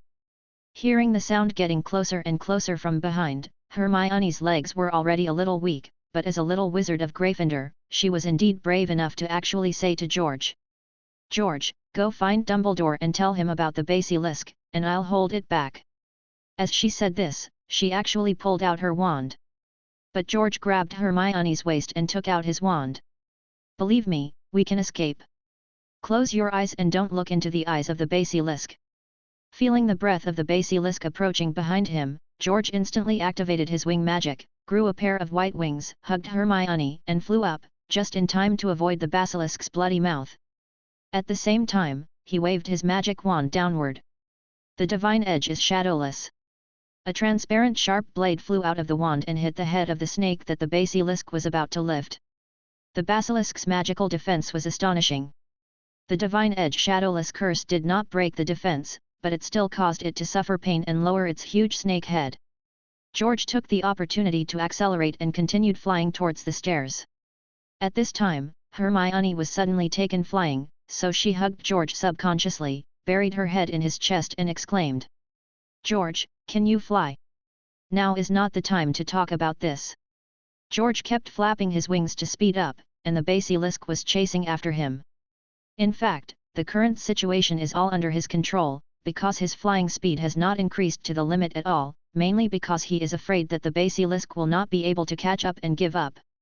Even when he saw that the distance was far away, he would deliberately slow down his flying speed. If the basilisk had a tendency to give up, he would wave his wand and throw a shadowless curse behind him to continue to irritate the opponent. Today we must at least make a big noise, not only to let the teachers and students of the school see it, but also to at least let the characters in the oil paintings at the top of the stairs see the basilisk, so that it can be convincing enough. Otherwise, he and Hermione would have nothing to prove, and they would not be able to prove that theirs was a basilisk and not an acromantula. Oh my god, what is that? It's so scary, hide now. Poor little wizard, run away. Finally, with George's constant seduction, the basilisk was led to the 142 staircases that moved at any time in Hogwarts, and was also seen by all the characters in the oil paintings on the wall. Seeing that his goal had been achieved, George directly carried Hermione and flew up the stairs. However, the basilisk could not go up through the moving stairs. It could only make an angry hissing sound, turn around and get into the nearby water pipe. Dumbledore should be over there on the Quidditch pitch, let's go straight there. After getting rid of the basilisk, George did not stay, flew to the 8th floor to find a window, and flew out of the window with Hermione. Now as long as he finds Dumbledore and explains the situation, everything will be settled. As for the flying magic he displayed, it was of course his own magic created by one of the most talented people in the world. Snape was able to create his own magic spells such as the Shadowless Edge Curse and the Upside-Down Golden Hook Curse when he was a student. Even though he was reluctant to create flying magic, it was not unreasonable. Who made him George? In everyone's eyes, he has always been so outstanding. The continuous creation of genius characters in the past is also to pave the way for what is happening now. Although he is only in the 1st grade now, geniuses are always irrational, right? When George was thinking about what to say when he arrived at the Quidditch pitch, he didn't notice that Hermione, who was holding him at the moment, looked at him with something different in her eyes. Hey, today is the 4th game of the Quidditch match, Gryffindor vs Ravenclaw, let's have a treat next. Oh, Merlin's trousers, what did I see? In the stands, commentator Jordan was preparing to announce the entrance of the Quidditch players from both sides, cheered by the little wizards in the school. Suddenly, he saw George with a pair of white wings flapping, holding Hermione in his arms, appearing above the stadium, and his whole body was stunned. Of course, he was not the only one who was stunned, but all the little wizards in the school were stunned. There! George came to the sky above the Quidditch field, glanced to find Dumbledore sitting in the professor's stand, and flew directly over. George, what are you doing? Seeing George fold his wings and put Hermione down, Snape was the first to react and stood up. George did not drag his feet and went straight to the point. Dean, Principal, Hermione and I were attacked by a basilisk near the library just now. After listening to George and Hermione's narration, all the professors took a breath. Dumbledore's expression showed a trace of surprise. It was not known whether he was surprised that the monster in the secret room was a basilisk, or that George and Hermione actually escaped from the pursuit of the basilisk. In fact, George had never known whether Dumbledore knew about the basilisk. He guessed that he knew, but whether he really knew, only Dumbledore himself knew. Minerva, inform all students that the Quidditch match is cancelled. All students should stay here on the field and return to the common room after we have inspected the school. Professor McGonagall nodded solemnly, and then loudly conveyed Dumbledore's order with a loudspeaker spell. You did a good job. Slytherin and Gryffindor will each get 20 points. Dumbledore nodded kindly to George and Hermione, and then took Snape, Flitwick and other professors to the castle, while Professor McGonagall stayed on the Quidditch field to maintain order. Chapter 117. The Genius Who Creates Magic. The Quidditch match was suddenly stopped, and Dumbledore led the professors out of the field in a hurry. This was obviously a big event. The little wizards all speculated that it must have something to do with George and Hermione falling from the sky, but because Professor McGonagall was blocking them there, they could not go over and question them directly. If Professor McGonagall hadn't stopped them, the two of them would have been made into dumplings by the curious little wizards. But despite this, all kinds of speculations are flying. Of course, the most talked about topic is why George can conjure wings and fly. Has he learned some new magic or does he have the blood of a bird wizard? It took a full 2 hours before Professor McGonagall asked the prefects of each major college to lead the young wizards back to the castle's common room one by one. It turned out that Dumbledore and others did not find the basilisk in the castle, but they did find the traces left by the basilisk attack and the confessions of the characters in the oil paintings, and thought that the basilisk might have been hidden in the secret room. George, Hermione, come with me. After all the little wizards returned to the common room, George and Hermione were taken alone by Professor McGonagall to Dumbledore's principal's office. Do you want to tell me about Harry and the diary later? Hermione asked quietly on the way to the headmaster's office. Harry could hear the basilisk's whispers and the things about Reed in the diary. These were Harry's secrets. Harry didn't want to tell the teacher about them for the time being, so Hermione was also very confused now. Just now, George only said that they were attacked by a basilisk and did not tell Harry's secret. She didn't know if she should confess when the principal asked later. George thought for a moment and whispered in Hermione's ear. Don't talk about it yet, go back and discuss it with Harry and see what he thinks. Anyway, now as long as it is proven that the monster in the Chamber of Secrets is a basilisk and not a spider, Hagrid will not be considered the descendant of the Chamber of Secrets and Myrtle's murderer. He was afraid of telling everything. If these professors followed the clues and found the entrance to the secret room, and if they found the basilisk in advance, his plan would be ruined. He didn't need Dumbledore to leave the school for a long time like in the original book. Even if he only left for a day, he could go to the Forbidden Book area and write down all the powerful black magic. Okay, I understand. Hermione nodded. She also felt that this kind of thing still needed Harry's consent before she could say it. Lemon ice cream. In front of a huge and ugly stone monster on the 8th floor, as Professor McGonagall read the password, the monster suddenly came to life, jumped to the side, and the wall behind it cracked in half. Behind the wall was a spiral staircase that was moving slowly upward, like an escalator. Follow me. George and Hermione followed Professor McGonagall up the spiral staircase, which spiraled rapidly upwards and soon stopped in front of an oak door with a griffin-shaped brass door knocker. Pushing open the shiny oak door, Dumbledore's principal's office appeared in front of George's eyes. It was a large, beautiful round room filled with all kinds of funny little sounds. On the table with slender legs, there were many strange silverwares placed, spinning and spitting out small puffs of smoke. The walls are covered with portraits of old principals, both men and women, snoring gently in their respective frames. There is also a huge table in the room with claw-shaped legs. Above the table, on a high gilded perch, stands a beautiful bird with golden tail feathers. Obviously, that was Dumbledore's pet fox, the only phoenix in the world that could rise from the ashes and never die. On a shelf behind the desk, there was a tattered, wrinkled wizard's hat, which was the sorting hat he had used when he entered school. This is not the first time he has come to the principal's office. The last time he signed a contract to join the England Quidditch team was also in the principal's office and a group photo was taken.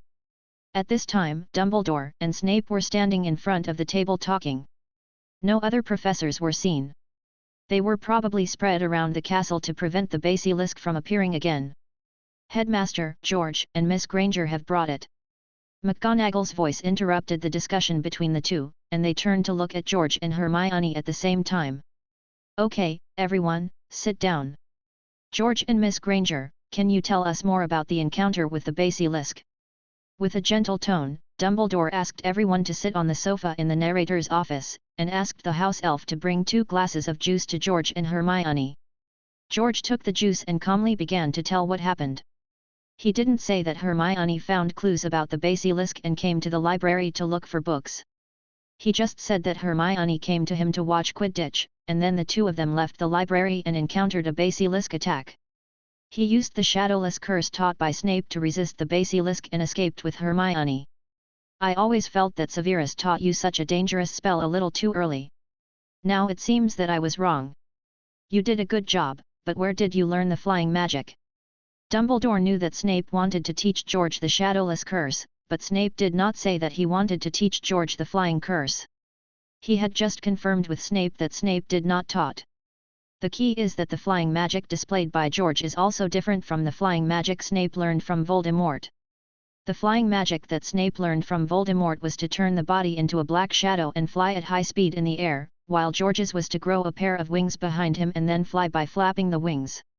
George stood up and activated the wing magic, and the white magic wings appeared behind him again. This is a new magic that I accidentally created with a flash of inspiration. I call it wing magic, which can transform into a pair of wings to take me flying like a bird. There are many differences between the magic in the Harry Potter world and the magic in the fairy tale world, but they are not completely different. After a period of research on the basic magic principles of the two worlds, he found that if the research is deep enough, it is not impossible to convert them to each other. For example, if the magic of fairy tale is cast in the way of casting in the Harry Potter world, the power will definitely be greatly improved with the blessing of the magic wand. The magic in the Harry Potter world is cast in the way of the fairy tale magic circle, which directly saves the time of waving the magic wand and chanting the spell. With his current magic level, he naturally can't do this, but it's no problem to do some theoretical mouth cannon. So when he demonstrated the wing magic and explained a small part of the principle of wing magic in the way of magic theory in this world, Dumbledore, Snape, and Professor McGonagall believed it immediately. Because the three of them were wizard legends and top wizards, they knew very well that the principle of wing magic that George said had not appeared in any magic book before, and it was indeed feasible. Chapter 118. Misunderstanding. I didn't expect that you could create such a difficult spell by yourself in the first grade. It's really great. Dumbledore, who had always been a little wary of George, couldn't help but admire George in his heart at this time. He felt that if George didn't go astray in the future, perhaps his attainments in magic would really make him one of the top wizards. Our Slytherin students are always excellent. Snape, who had been silent, smiled. He felt that George was very similar to him. As his last disciple, he not only mastered the sharp-edged shadowless curse so quickly, but also created his own spell. But George, creating a new spell is a very dangerous thing. You should be more cautious next time. If you don't understand anything, you must ask me first. There are many wizards in the wizarding world who died because of creating new magic. Luna's mother died accidentally because of this. So although Snape was very proud of George's creation of a new spell in the first grade, he still gave a very serious warning. Thank you, Dean. I will go to you for advice. Hearing Snape's words, George naturally agreed with all his heart. If Snape is willing to take more time to teach him, then he will definitely be able to improve his magic level faster and learn more spells for senior grades. The invisible body charm, the teleportation apparition, the animagus, the patronus charm, various magical alchemy and black magic, etc., there are still many things he needs to learn. Now that the matter is clear, Severus, Minerva, you escort them back to the common room. I will go to discuss the next arrangements with the school board. After asking everything clearly, Dumbledore waved his hand, and Professor Snape and Professor McGonagall took George and Hermione out of the principal's office. Hermione, I was surprised. With your intelligence, I believe you will create your own spells in the future. After leaving the principal's office, George saw that Hermione looked a little wrong, thinking that she was hit by a strong self-esteem, so he kindly comforted her. Hermione is a top student, but she believes too much in books, which makes her a little worse than wizards like Snape in creativity. But that is much better than the wizard talent of this body. He is mainly cheating. Ah, what? Oh. Yes, I will try hard. The blush on Hermione's face flashed, and then she nodded in a panic. She was not thinking about what George said just now. The expressions and conversations of George and Hermione all fell into the eyes of Snape and McGonagall, who were escorting them from behind, and both of them showed surprise on their faces. Then McGonagall's originally serious expression was filled with some ant-like smiles. She didn't expect that the most outstanding Miss Gryffindor in her college would have a special liking for the little wizard of Slytherin. However, as the Dean of Gryffindor, she didn't feel disgusted in her heart. After all, George, the little Slytherin, was also a student she liked very much, and George just saved Hermione from the mouth of the basilisk. This is like the plot that only appears in those love stories she read when she was young. As long as it doesn't affect the grades, she doesn't mind the little wizards dating. Hogwarts is very open in this regard. Otherwise, the Valentine's Day event proposed by Lockhart would not have been approved. If it were an ordinary Muggle school, if a teacher dared to take the lead in asking students to fall in love and write confession letters, or even use potions, he would be expelled the next day or even sent to the police station. As for Snape's expression, it was much more complicated. At first, he frowned, and then seemed to think of something, and his expression was a little dull and fell into some kind of memory. Finally, his face actually showed a trace of happiness that had never appeared before. "George, I'm going back first." Hermione greeted George in a somewhat flustered tone, and then walked quickly to the Gryffindor entrance on the 8th floor with Professor McGonagall. "Okay, say hello to Harry and Ron for me." George smiled and nodded, and continued to walk towards the stairs. The Gryffindor dormitory is also on the 8th floor, just a few turns away, and the Slytherin dormitory is in the basement of the castle. You need to go down the stairs to the hall, and then enter the basement.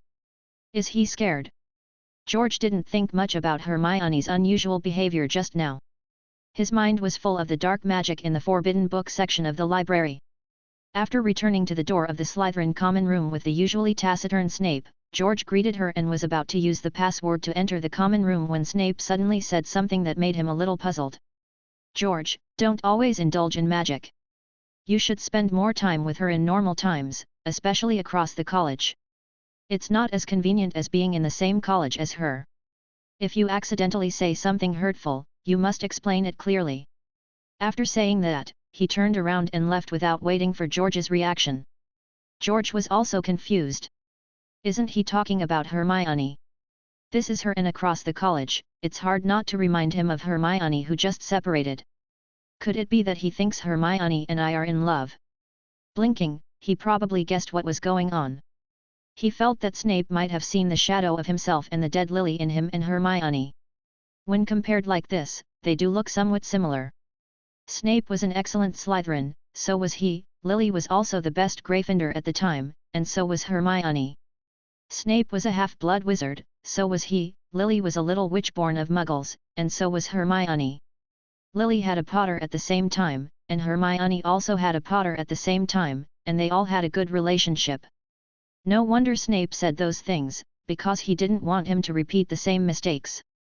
However, this misunderstanding was too big. He liked Hermione. How could it be possible, a 13-year-old brat? Whether it was Harry, Ron, Colin, or Hermione, Ginny and Luna, he treated them all the same and treated them like children, without any other thoughts at all. Shaking his head, let the misunderstanding be a misunderstanding. Anyway, this kind of thing couldn't be explained clearly, and it wouldn't affect his plan. Noble. Reading out the password for this week, George pushed the door and walked into the Slytherin common room. As soon as he entered the common room, he was surrounded by young wizards, who began to ask him what happened. Because neither Dumbledore nor Snape said to keep it secret, he repeated what he had said in the headmaster's office before. Many young wizards were shocked to hear that the monster in the secret room was the terrible basilisk. However, there were some extreme ones like Malfoy, who believed that the basilisk would not attack Slytherins, but only Muggle-born wizards. When they heard that George had created flying magic, they were all stunned, especially George showed it to everyone in the common room. Chapter 119. The Three Unforgivable Curses and the Fierce Fire Curse. The next morning, Snape came to the Slytherin common room early and issued a notice to all Slytherin wizards. From today on, all students must return to their college's common room before 6 o'clock in the evening. No student may leave the dormitory after this time. Each class is escorted by a teacher. No student may use the bathroom without a teacher. All Quidditch training and competitions have been postponed, and no activities will be held in the evening. When Snape escorted the Slytherin wizards to the Great Hall for dinner, George stepped forward and asked, "Dean, has the basilisk not been found yet?" "No, the pipes of the castle have been searched, but only some scales left by the basilisk have been found. And did not find the secret room where it was hiding," Snape replied. Dumbledore was temporarily suspended by the school board because of this incident, and he was left there after going to the Ministry of Magic in London last night. Before we find the basilisk and the real heir of the secret room, the school may be closed for a while. So you should be prepared. If you have any learning problems during the suspension, come to Spinner's End to find me. After the school is suspended, all teachers and students must leave the school, and the Ministry of Magic will send orders to block the school for a carpet search until the basilisk is found and killed before school can be reopened. But even Dumbledore can't find the secret room, and he doesn't think the orders of the Ministry of Magic can find it. So this suspension may not be short. As the best and most talented wizard in Slytherin, George doesn't want George to delay his studies because of this kind of thing.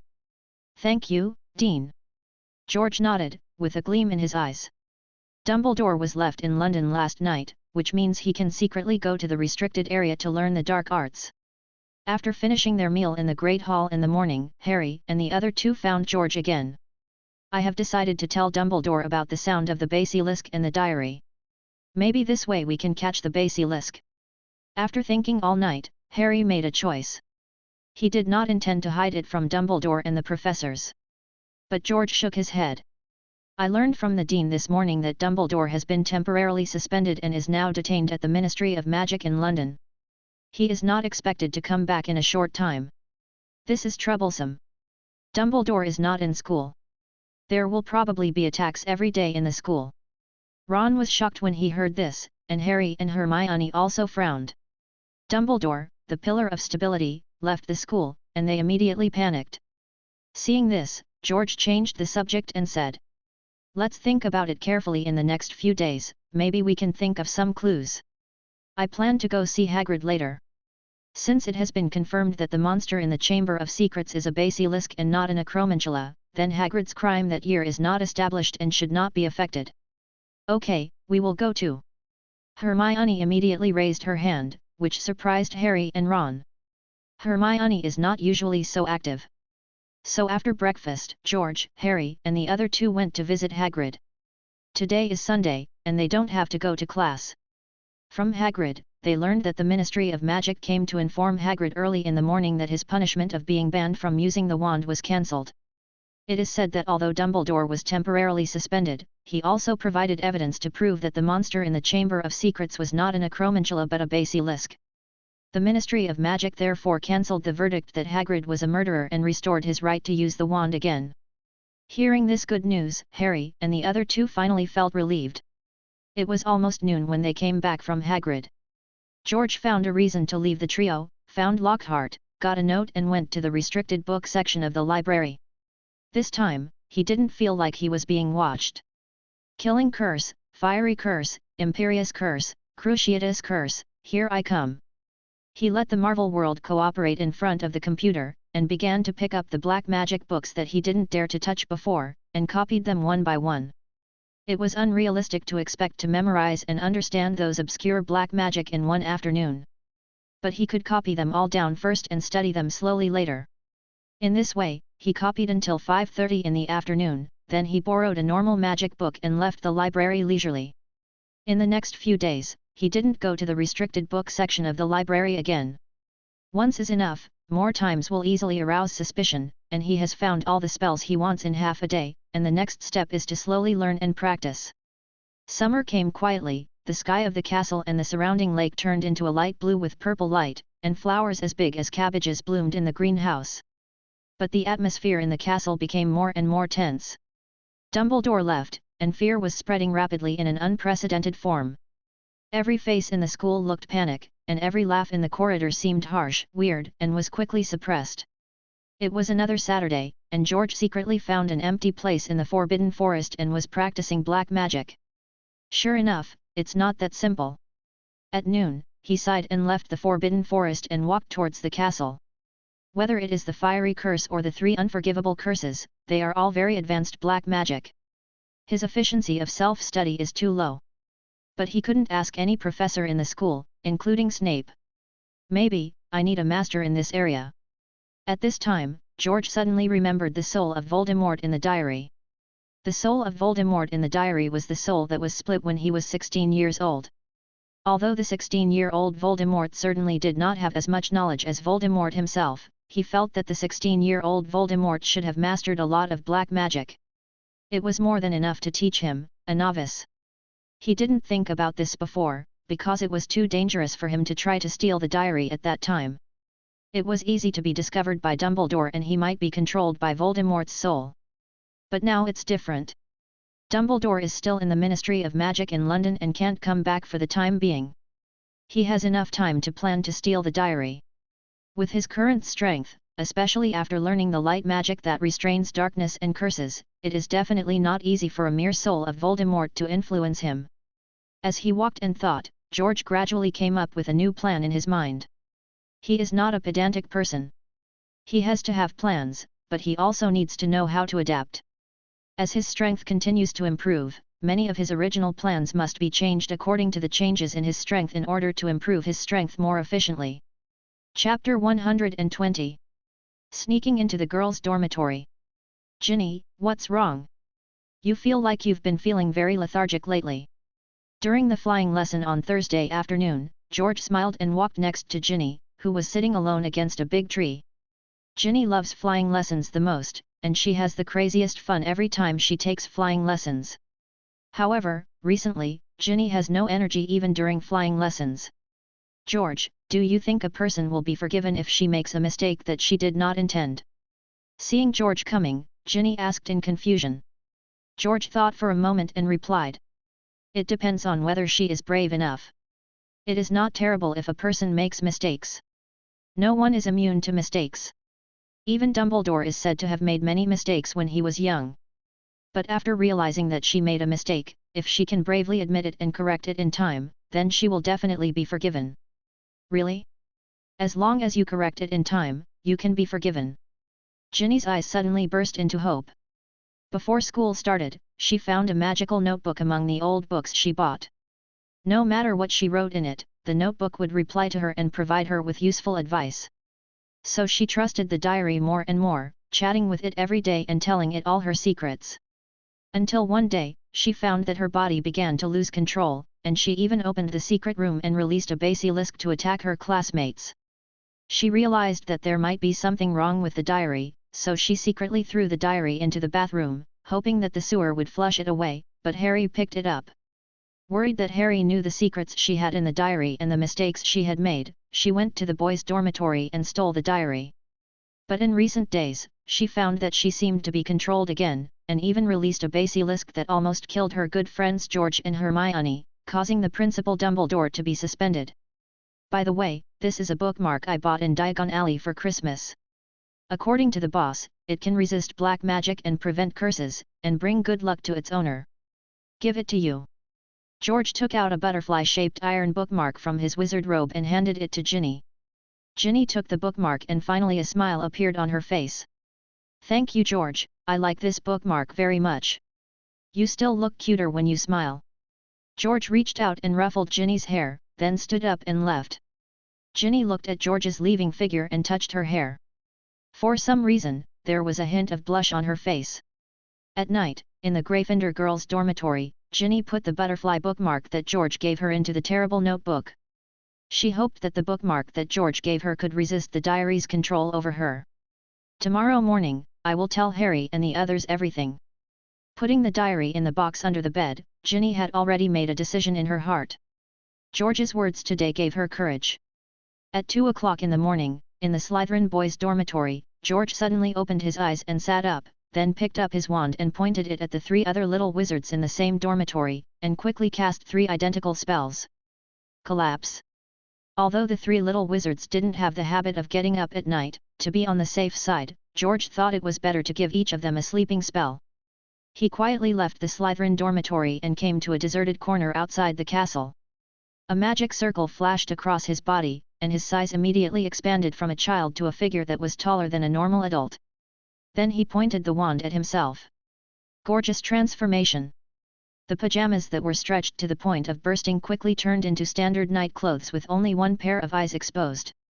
The spell he cast on himself is called the Clothes Transformation Curse, which, like the snake summoning spell and the bird summoning spell, is one of the extended spells of transfiguration magic.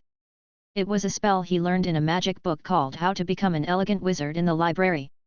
The function is also very simple, that is, you can change the clothes you are wearing into any style according to your own wishes, and you no longer need to worry about buying new clothes. In fact, if you spend more time reading in the library, you can really find a lot of weird magic spells. They may not have much power, but they can indeed make your life very convenient. They are all magic created by wizards for daily life. After doing all this, he flipped his hand and conjured a flying broomstick out of thin air. This broomstick was bought in Diagon Alley during the Christmas holidays, and was later brought to Hogwarts in a box that I had expanded with the invisible stretching charm. Because his costume-changing magic finally came into play recently, and he could open up a space big enough to put 2 magic weapons, so he put the broomstick in it. Why not use flying magic? Tonight he planned to sneak into the Gryffindor girls' dormitory to steal the diary, so naturally he couldn't reveal any flaws.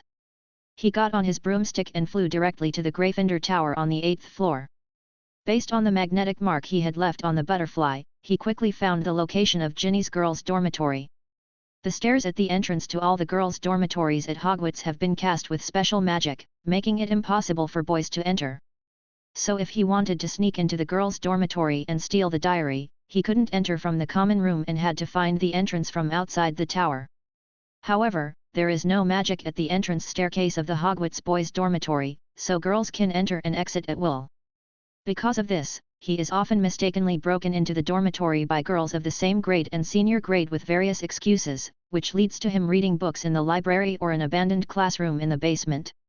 Ginny was able to break into Harry's dormitory and steal the diary at will because of this reason. Alaho! He stretched out his wand and tapped the window.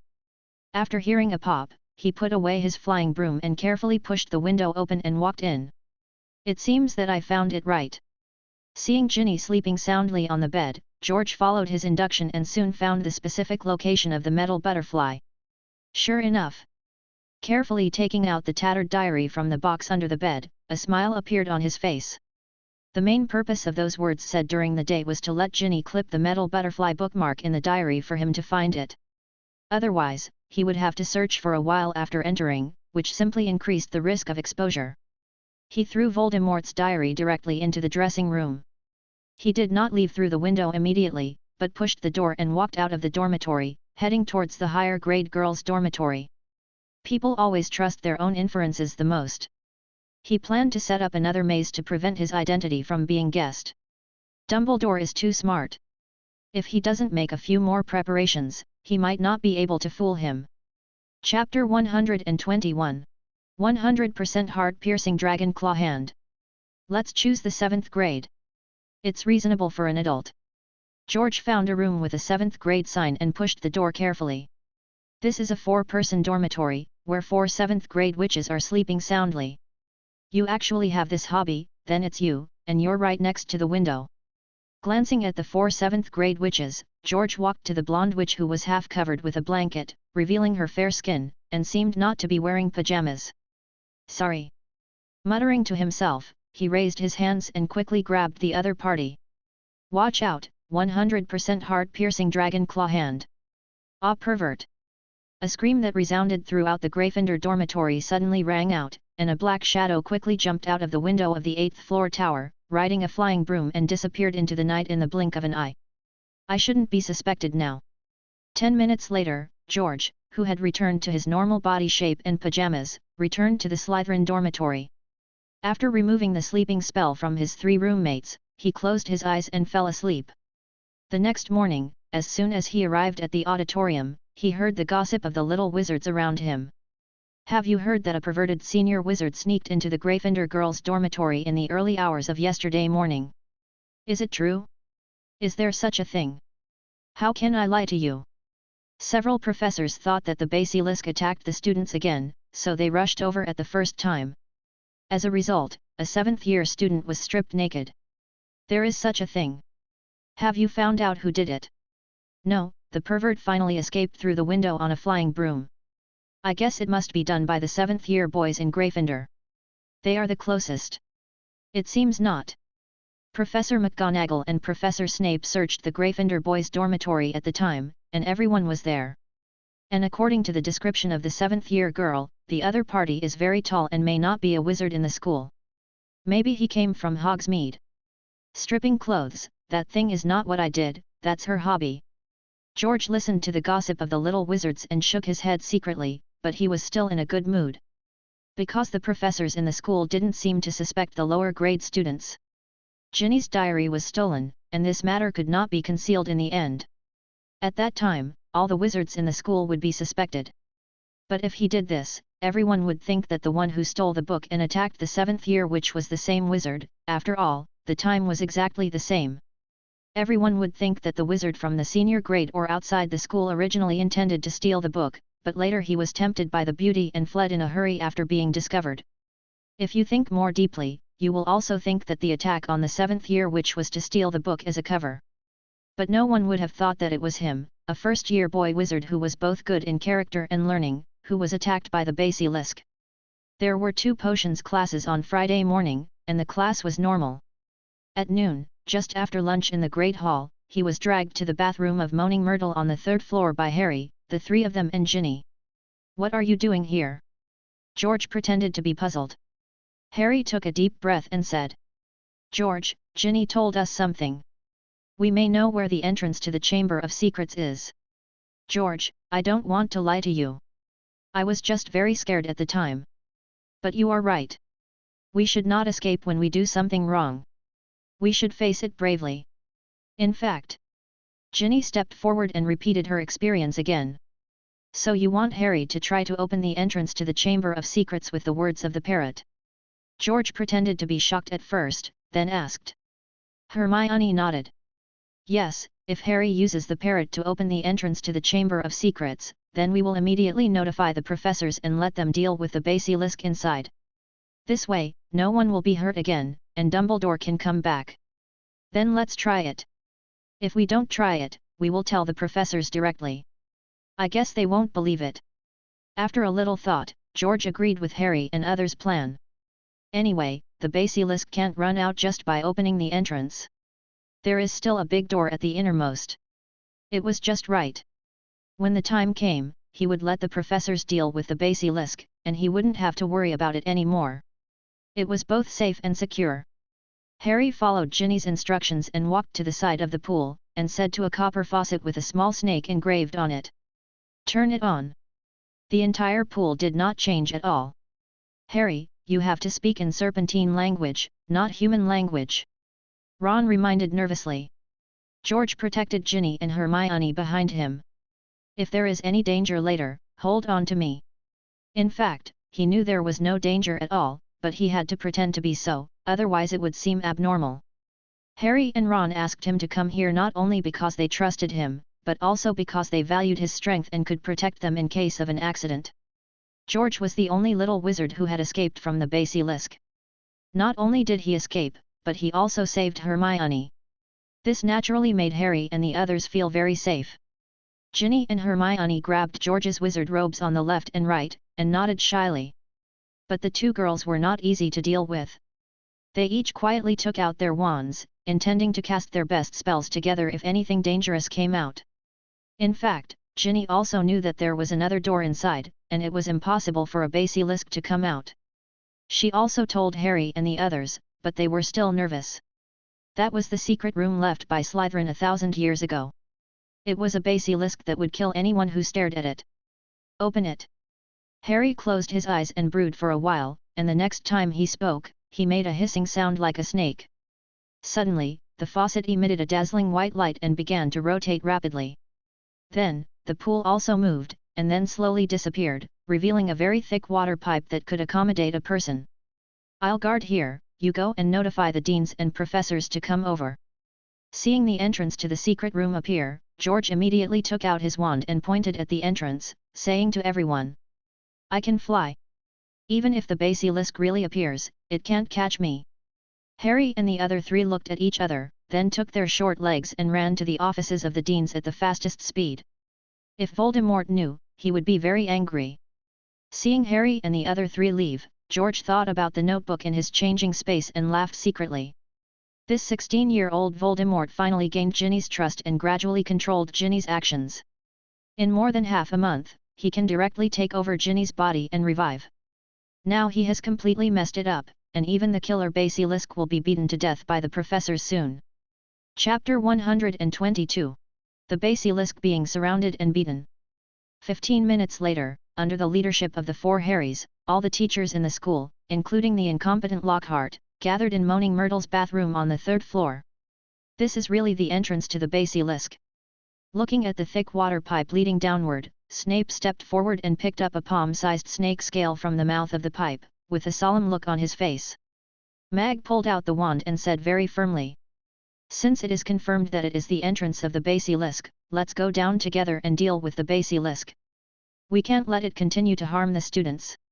I don't think we can all go down, one of us needs to stay here, why not me? Lockhart looked at the bottomless water pipe and spoke with a somewhat stammering tone. But before he could finish speaking, he was coldly interrupted by Snape. How about that, Lockhart, now is the time to show off your brilliance, you go down first and take the lead. Yeah, we can just watch you deal with the basilisk by yourself, and then you can write a new book, how nice. Professor Sprout, the always good-tempered headmaster of Hufflepuff, now had a sarcastic smile on his face. I this and this. The cold sweat suddenly fell from Lockhart's face. Upon seeing this, Professor Flitwick, the head of Ravenclaw, also followed closely and said, Lockhart, didn't you tell me yesterday that if you encounter a basilisk alone, you can make it die obediently with just one spell? Did I say that? I don't remember. Lockhart wanted to take advantage of him, but Snape didn't tolerate him at all. I remember you said that the whole thing was messed up by us and should have been handed over to you from the beginning. Now is the time for you to show off. In that case, Lockhart, I'll leave it to you. You go down alone to deal with the basilisk. We'll wait for your good news here. Professor McGonagall spoke finally. Lockhart saw all the teachers staring at him, swallowed his saliva and replied. Okay then, I'll go to the office to prepare some things. It was impossible to go down and fight the basilisk. He planned to go back and grab his things, run away first, and then find an excuse to fool him afterwards. Unfortunately, Snape had already seen through his little trick. Just when he was about to turn around and leave, Snape stepped forward and pushed him hard, pushing him directly into the pipe. You are so powerful. If you have anything to prepare, just go down. Ah! Hearing Lockhart's screams of terror as he slid down the water pipe, all the professors had relieved smiles on their faces. George, you know flying magic, go find Hagrid and bring back some more big cocks. Harry, you come down with me first.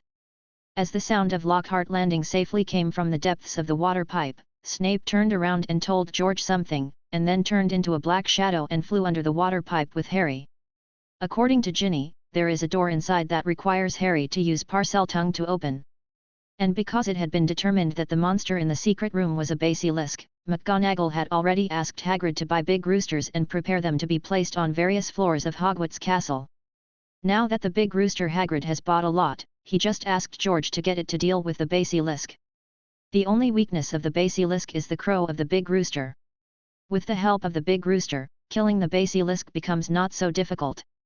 The three of you go back to the common room first, and we can talk about everything after you come back after killing the basilisk. Professor McGonagall said to Ginny, Hermione, and Ron, and jumped down the pipe along with all the other professors. George nodded towards the three of them, spread his wings and flew directly from the third floor to the hall, and then quickly flew out amidst the exclamations of the little wizards below who were being summoned by the prefects and were about to return to the common room. Castle. Hagrid, the basilisk has been found. Where is the rooster? The professor wants to use it. George flew to the door of Hagrid's hut and asked Hagrid, who was making chicken food. Hagrid immediately stood up and rushed into the hut. He was so fast that he almost kicked away the big dog Fang lying next to him. It's all in this box. After a while, Hagrid brought out a box with hundreds of big roosters in it. The box in Hagrid's hand was blessed with a traceless stretching spell, and the area inside could fit thousands of roosters, not to mention hundreds.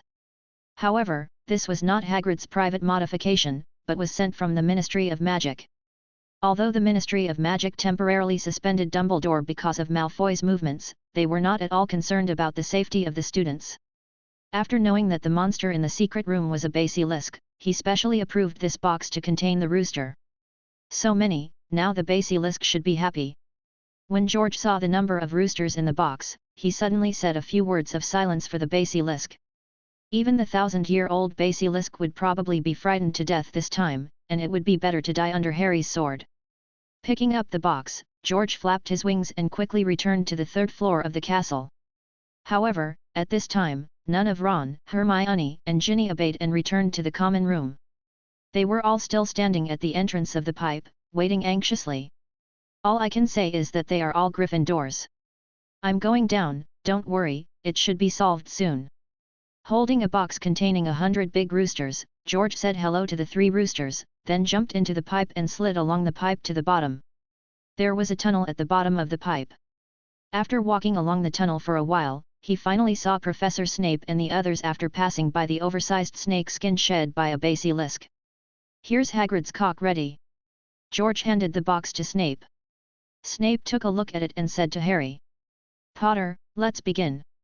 George, after Harry opens the door, take him far back. Don't look this way. Mag asked George a little worriedly. Harry heard the words and whispered softly.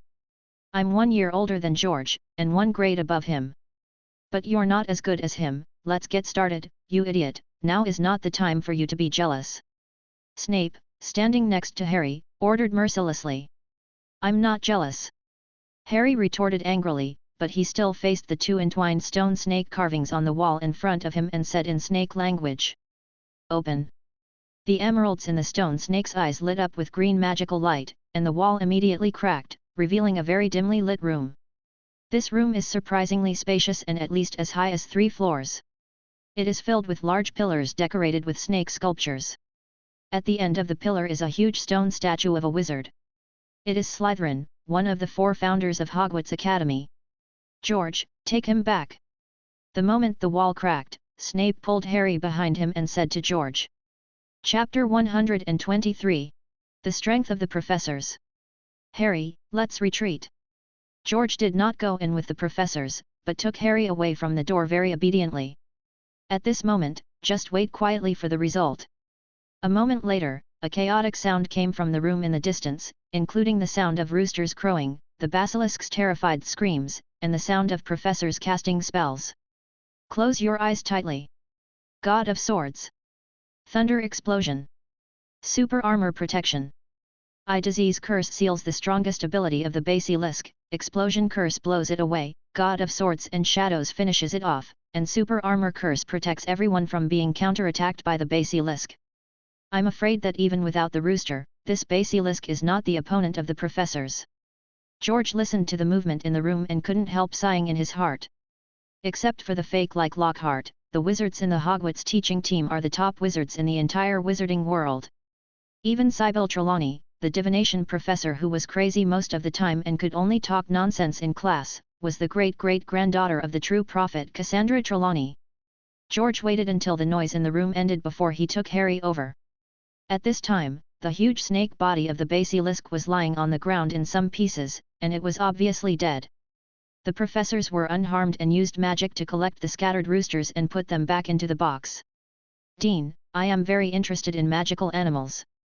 I have been learning about this from Hagrid recently. Can I collect a few of its teeth as a souvenir? Seeing that the matter had been settled, George turned his eyes and asked Snape. The teeth of the basilisk are rare things that can destroy Voldemort's Horcruxes. Getting a few of them can also be used in the future. This time, we can solve the basilisk so easily, thanks to the big rooster you brought. The basilisk's teeth are poisonous, so be careful. Snape agreed without thinking. George immediately stepped forward and pulled out several fangs of the basilisk and put them in the box containing the rooster. The basilisk was solved, and everyone breathed a sigh of relief. But just as they turned around and prepared to leave the room, Lockhart, who was walking at the back, quietly pulled out his wand. He was so scared when he first beat the basilisk that he hid in the corner and trembled. If these professors went out, everything he had created before would be destroyed, and he would become the biggest liar. So he planned to use the mass amnesia spell to erase the memories of these people while everyone was off guard, and change the memory to that he alone defeated the basilisk and saved the entire Hogwarts. Professor Lockhart, what are you doing? Disarm you. George, who had been paying attention to Lockhart's actions, saw Lockhart pull out his wand and wanted to attack all the professors, and immediately cast a disarming spell, successfully knocking Lockhart out and disarming his wand. George, what's going on? McGonagall and the professors were full of confusion. George pointed at Lockhart and replied. I just saw Professor Lockhart walking behind, trying to cast a spell on all the professors. No, I didn't do that, George, how could you attack a teacher? Lockhart quickly denied it after getting up, and Snape came directly to Lockhart. Legitimate psychic. Compared to Lockhart, he must trust George more. After a moment, he said with a grim face. This guy wants to cast a forgetfulness spell on us, and then take the credit for defeating the basilisk on himself, just like he wrote the stories of other wizards into books and cast a forgetfulness spell on them. This liar, I knew he was a liar. When the professors heard Snape's words, they immediately pointed at Lockhart and cursed. After Lockhart woke up, he still argued. You can't slander me just because you are jealous of me. I didn't do that.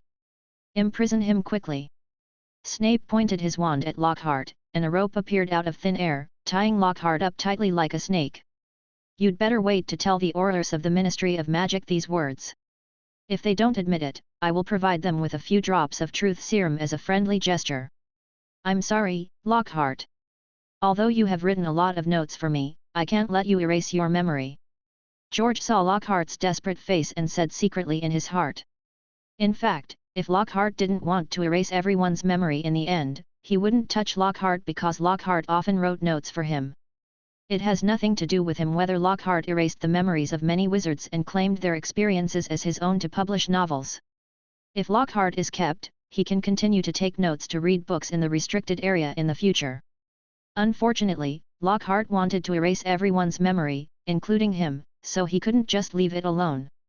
Fortunately, he had copied down most of the valuable things in the restricted area, so it wouldn't be a big problem if he didn't go there in the future. In the afternoon, because the Chamber of Secrets was discovered and the basilisk was killed, Dumbledore naturally returned to school. As soon as Dumbledore returned to school, he called George, Harry, Hermione, Ron, and Ginny to the principal's office and asked them about the details of what happened. George naturally said what he should say and concealed what he should conceal. In fact, apart from encouraging Ginny to tell the truth and helping to transport the rooster later, he didn't participate too much in this matter, and there were not many questions asked of him. The main subjects of the inquiry were Harry and Ginny. Especially for the details of the night when Ginny's diary was stolen, he asked very carefully.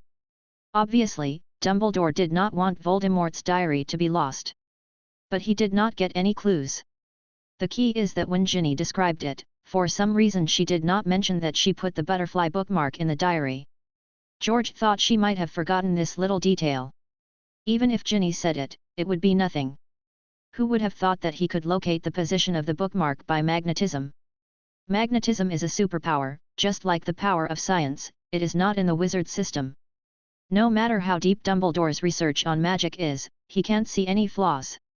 Moreover, if it weren't for his encouragement, Ginny might not have the courage to confess all this. He was the hero of this matter. After the inquiry, George returned to the dormitory smoothly. He was not interested in knowing the private conversation between Dumbledore and Harry later. In the evening, the school bulletin board posted a notice that the basilisk was killed by the school professor, and also stated that the successor of the Chamber of Secrets was a dark wizard from outside, and was also the pervert who attacked the seventh-year witch that night. The Ministry of Magic is already looking for the fugitive dark wizard, and the school will also strengthen its defense and add protective magic to every dormitory window to prevent similar situations. The school resumed normal classes, and the Quidditch game went on as usual. The final exams in more than half a month were still the same, and there was no good news that the original final exams were cancelled. Chapter 124, Deception and Anti-Deception. The next day, Saturday, George came to the Forbidden Forest alone. Using his telepathic ability to sense that there were no other wizards around, he took Voldemort's diary out of his dressing space for the first time. Then he took out a feather pen and wrote on it. "Hello, I'm George." The ink was quickly absorbed by the diary, and after a pause of about 20 seconds, new words appeared. "Hello, George, my name is Tom Riddle. How did you find my diary?" The 16-year-old Voldemort's soul was a little confused now. He was obviously in Ginny's hands. As long as Ginny opened the diary and wrote a few more times, he could completely use black magic to seize Ginny's body and revive. How did it end up in George's hands again? George heard from Ginny that he was a freshman in Slytherin this year. He was very good in all aspects and was very popular with teachers of various subjects. He was very similar to him back then. "I know you, the famous Voldemort. I stole you from Ginny," George replied calmly in the diary. This time the diary paused for a longer time, and new text appeared in 30 seconds. "How do you know I am Voldemort? I often go to the library and the restricted books area. I saw Voldemort's name in a book. It is Tom Riddle, and he once attended Hogwarts School. Since you know I am Voldemort, why don't you hand me over to Dumbledore? Because I crave power, I want to be the most powerful wizard in the wizarding world like you, so that no one dares to look down on me anymore. It seems that we are very similar. I can give you power, but you have to return me to Ginny first." Today Ginny told the professors of the school everything. They worked together to let Harry use Parseltongue to open the Chamber of Secrets and kill the basilisk in the Chamber of Secrets. "So Ginny is no longer useful to you.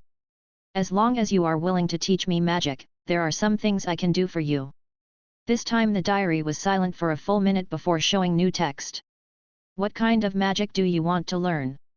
The 16-year-old Voldemort never expected that he had planned for so long, and even Dumbledore was transferred because of his plan, and the result was such an accident. The basilisk was killed, and Ginny told the school everything, so he could not go back to Ginny. If he went back, he would probably be sent to Dumbledore as soon as possible. Now it seems that he has no choice but to change his strategy and fool the boy in front of him. The boy in front of him obviously has better magic talent, and is more ambitious and desire. Knowing his true identity, he is still unwilling to hand him over to Dumbledore. If he can gain the trust of this boy and occupy his body, it may be better than occupying that Ginny.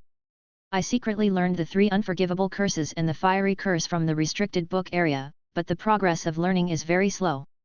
I want to ask you to guide me. George directly stated his purpose. He knew that Voldemort's soul probably wanted to fool him now, but he was also fooling Voldemort's soul. He simply couldn't trust Voldemort's soul, and when he wrote in the diary, he also filled up his mental defense and prepared light purification magic at any time, so he wouldn't let Voldemort take advantage of it. Even Ginny Voldemort took a year to completely control, so it was impossible to control him. When he finished the 16-year-old Voldemort in the next few months, he would kill him with a basilisk fang. It was estimated that he wouldn't be able to wait until the 2nd grade started. Of course, no problem, I can teach you to learn these magics and make you as powerful as me. The 16-year-old Voldemort's soul agreed very readily. If he wanted to occupy George's body, he had to fully win George's trust. In his opinion, George even dared to learn these dark magics in the restricted book area. He was a typical dark wizard and would never join Dumbledore's camp. In the later stage, as long as he gave a little guidance, he might be conquered by him soon and become his loyal Death Eater, and let him occupy his body to complete the resurrection. As expected of the famous Voldemort, as long as you teach me these few magics, I will definitely repay you. George immediately drew a big pie. Voldemort also threw a big pie back. As long as you listen to me, learn according to my teachings, and trust me, you will become the strongest wizard in the wizarding world, surpassing me and Dumbledore. Great, then let's get started now. George's eyes flashed, and he took the feather pen and wrote quickly, and began to get down to business. So, in the next few days, in addition to attending classes as usual, George had another thing to do, which was to secretly learn dark magic from Voldemort in the Forbidden Forest. Don't say it, Voldemort is worthy of being the Dark Lord.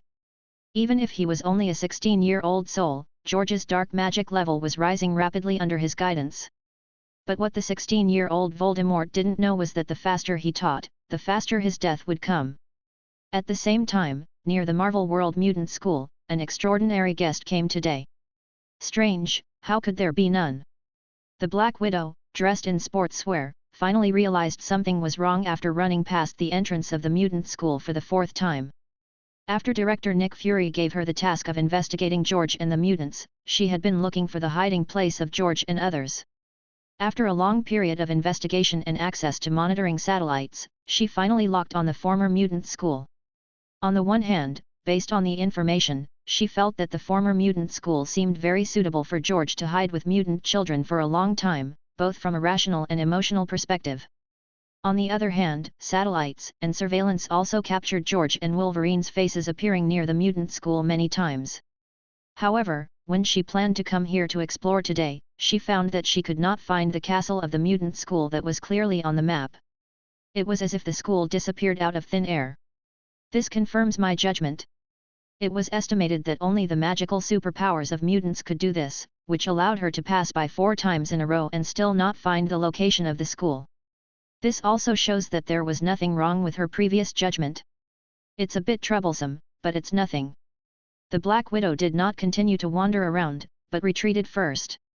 As the world's largest organization, S.H.I.E.L.D. has the world's most advanced technology and experience in dealing with various superpowers, and can always find a way to crack this kind of hiding. So now she was going to the New York branch to transfer some agents from the technology group to help. But what she didn't know was that just inside the school gate, George was watching her passing by again in sportswear with great interest. Chapter 125. The Black Widow invading the school. I found this place so quickly. It seems that my forgetfulness spell has been broken. S.H.I.E.L.D. still has something. After recognizing the Black Widow's identity, George roughly guessed it. Just as he was practicing the death curse in the simulated battle room, Professor. From this look, it turned out that the other party was not the Black Widow who had been cast the forgetting curse by her at the base of Accolade Gene Company. Although Professor. Therefore, whenever someone with ulterior motives appears around him, Professor X will be able to detect it immediately. You want to play, right? Then I'll play with you. They are not what they were when they first escaped from the base last year. Even the famous Shield, George is not particularly afraid. If he really offended him, he would probably use the box of the invisible stretch spell to take everyone away, and then break into S.H.I.E.L.D. headquarters to cause a scene. There are not many S.H.I.E.L.D.s that can fight these days. Or throw out the big thunder of Hydra and let them fight among themselves. Besides, after this year of training, the mutant children such as Little Wolf Girl can basically use their abilities to fight well. Even if he doesn't take action, with the cooperation of the children, it is really not something that ordinary people can handle casually. What to do next? Do you want to transfer? Professor X turned to George and asked. Before George could answer, Wolverine showed his claws. Transfer? If they dare to touch a hair of the children here, I will bury them all in the garden to grow flowers. Professor. No need to move, let's just play with them for a while and then have a good talk. George turned to look at the students standing behind him and said. Before, we practiced fighting in the actual combat simulation training room, so today we will have an actual combat. If your actual results this time are good, I will take the initiative to take a day off in a few days and let the two professors take you to the amusement park. Principal, is everything you said true? Rico, the oldest and the calmest, asked excitedly. Because Professor. Of course, when has the principal ever lied to you? George smiled. Great, long live the principal. The mutant students immediately cheered happily. After this year of education, they are no longer children with no common sense. I also know where the amusement park is. I often see it on TV, and I want to visit it in my dreams. It's just that they have all experienced cruel experiments and know that their current life is hard one. They cannot leave school, so they are sensible enough not to mention this matter. George, isn't this a little risky? Professor X showed a trace of worry on his face. He is not worried about the danger of the children fighting, he believes in the children's strength, and with them watching, there will be no danger. He was worried about George's promise to take his children to the amusement park. The government would not let them go if they went to the amusement park so openly, and it was very likely that other organizations would also know of their existence. It's okay. In a few days, S.H.I.E.L.D. and the government won't bother us anymore. They probably have too much to take care of themselves. George waved his hand and didn't care. He felt that it was time to take back all the professor's property and ask the government to lift the wanted order against the professor. An hour later, a black van parked on the roadside 500 meters away from the school. Inside, several agents wearing glasses and SHIELD uniforms were playing with complex instruments. Black Widow, on the other hand, held a telescope and scouted in the direction of the school. How's it going? Did you detect anything wrong? We detected a strange magnetic field surrounding the area 500 meters in front. It should be this magnetic field that disrupts our brains and prevents us from seeing the existence of the school. One of the men with glasses turned the monitor to the Black Widow after one operation. You see, according to our instrument detection, the school does still exist, and we have also detected the existence of many life force fields in the magnetic field. This should be where those mutants are hiding. Then is there any way to crack it so that we can see the existence of the school? Black Widow frowned and asked. She was sure that the school would not run away, but how could she enter without being affected now? The man with glasses raised his eyes. This is not difficult. When we go back, we can make some instruments that interfere with the magnetic field. Then you will be able to see the school normally without being disturbed by the magnetic field. Okay, then you go back and do more. I will ask the director for the next action. Black Widow nodded, and then asked the agent driving the car to drive back to the base. In the evening, as the sky gradually darkened, Black Widow led 3 teams of the most elite SHIELD agents and appeared in the woods across the road from the school entrance. I'll go in first in a moment, don't move, wait for my signal. Clear. These combat elites from S.H.I.E.L.D. Academy nodded at the same time. The Black Widow, wearing a tight-fitting black combat uniform and carrying a special magnetic field interference instrument, crossed the road at extremely fast speeds and rushed towards the wall of the school in front. At this time, through the instrument, she could clearly see the school opposite. With her skills, it is not too childish to climb over the wall and sneak into the school. Oops! However, just when she put one hand on the wall and wanted to use her strength to climb over the wall, her whole face seemed to suddenly hit a transparent wall, and then she was bounced and fell to the ground. Natasha, are you okay? The concerned words of the agents in the woods behind came from the earphones. Natasha covered her nose and took a breath, endured the pain and stood up and replied. It's okay, don't move yet. She cautiously reached out and touched the wall again. She found that there was no wall in front of her, and she couldn't help but have a puzzled expression on her face. But she didn't give up because of this surprise, and walked into the school without hesitation. However, as soon as she entered the school, a figure stopped her. I wonder what happened to this beautiful lady who came to visit late at night. The person who stopped him was none other than George.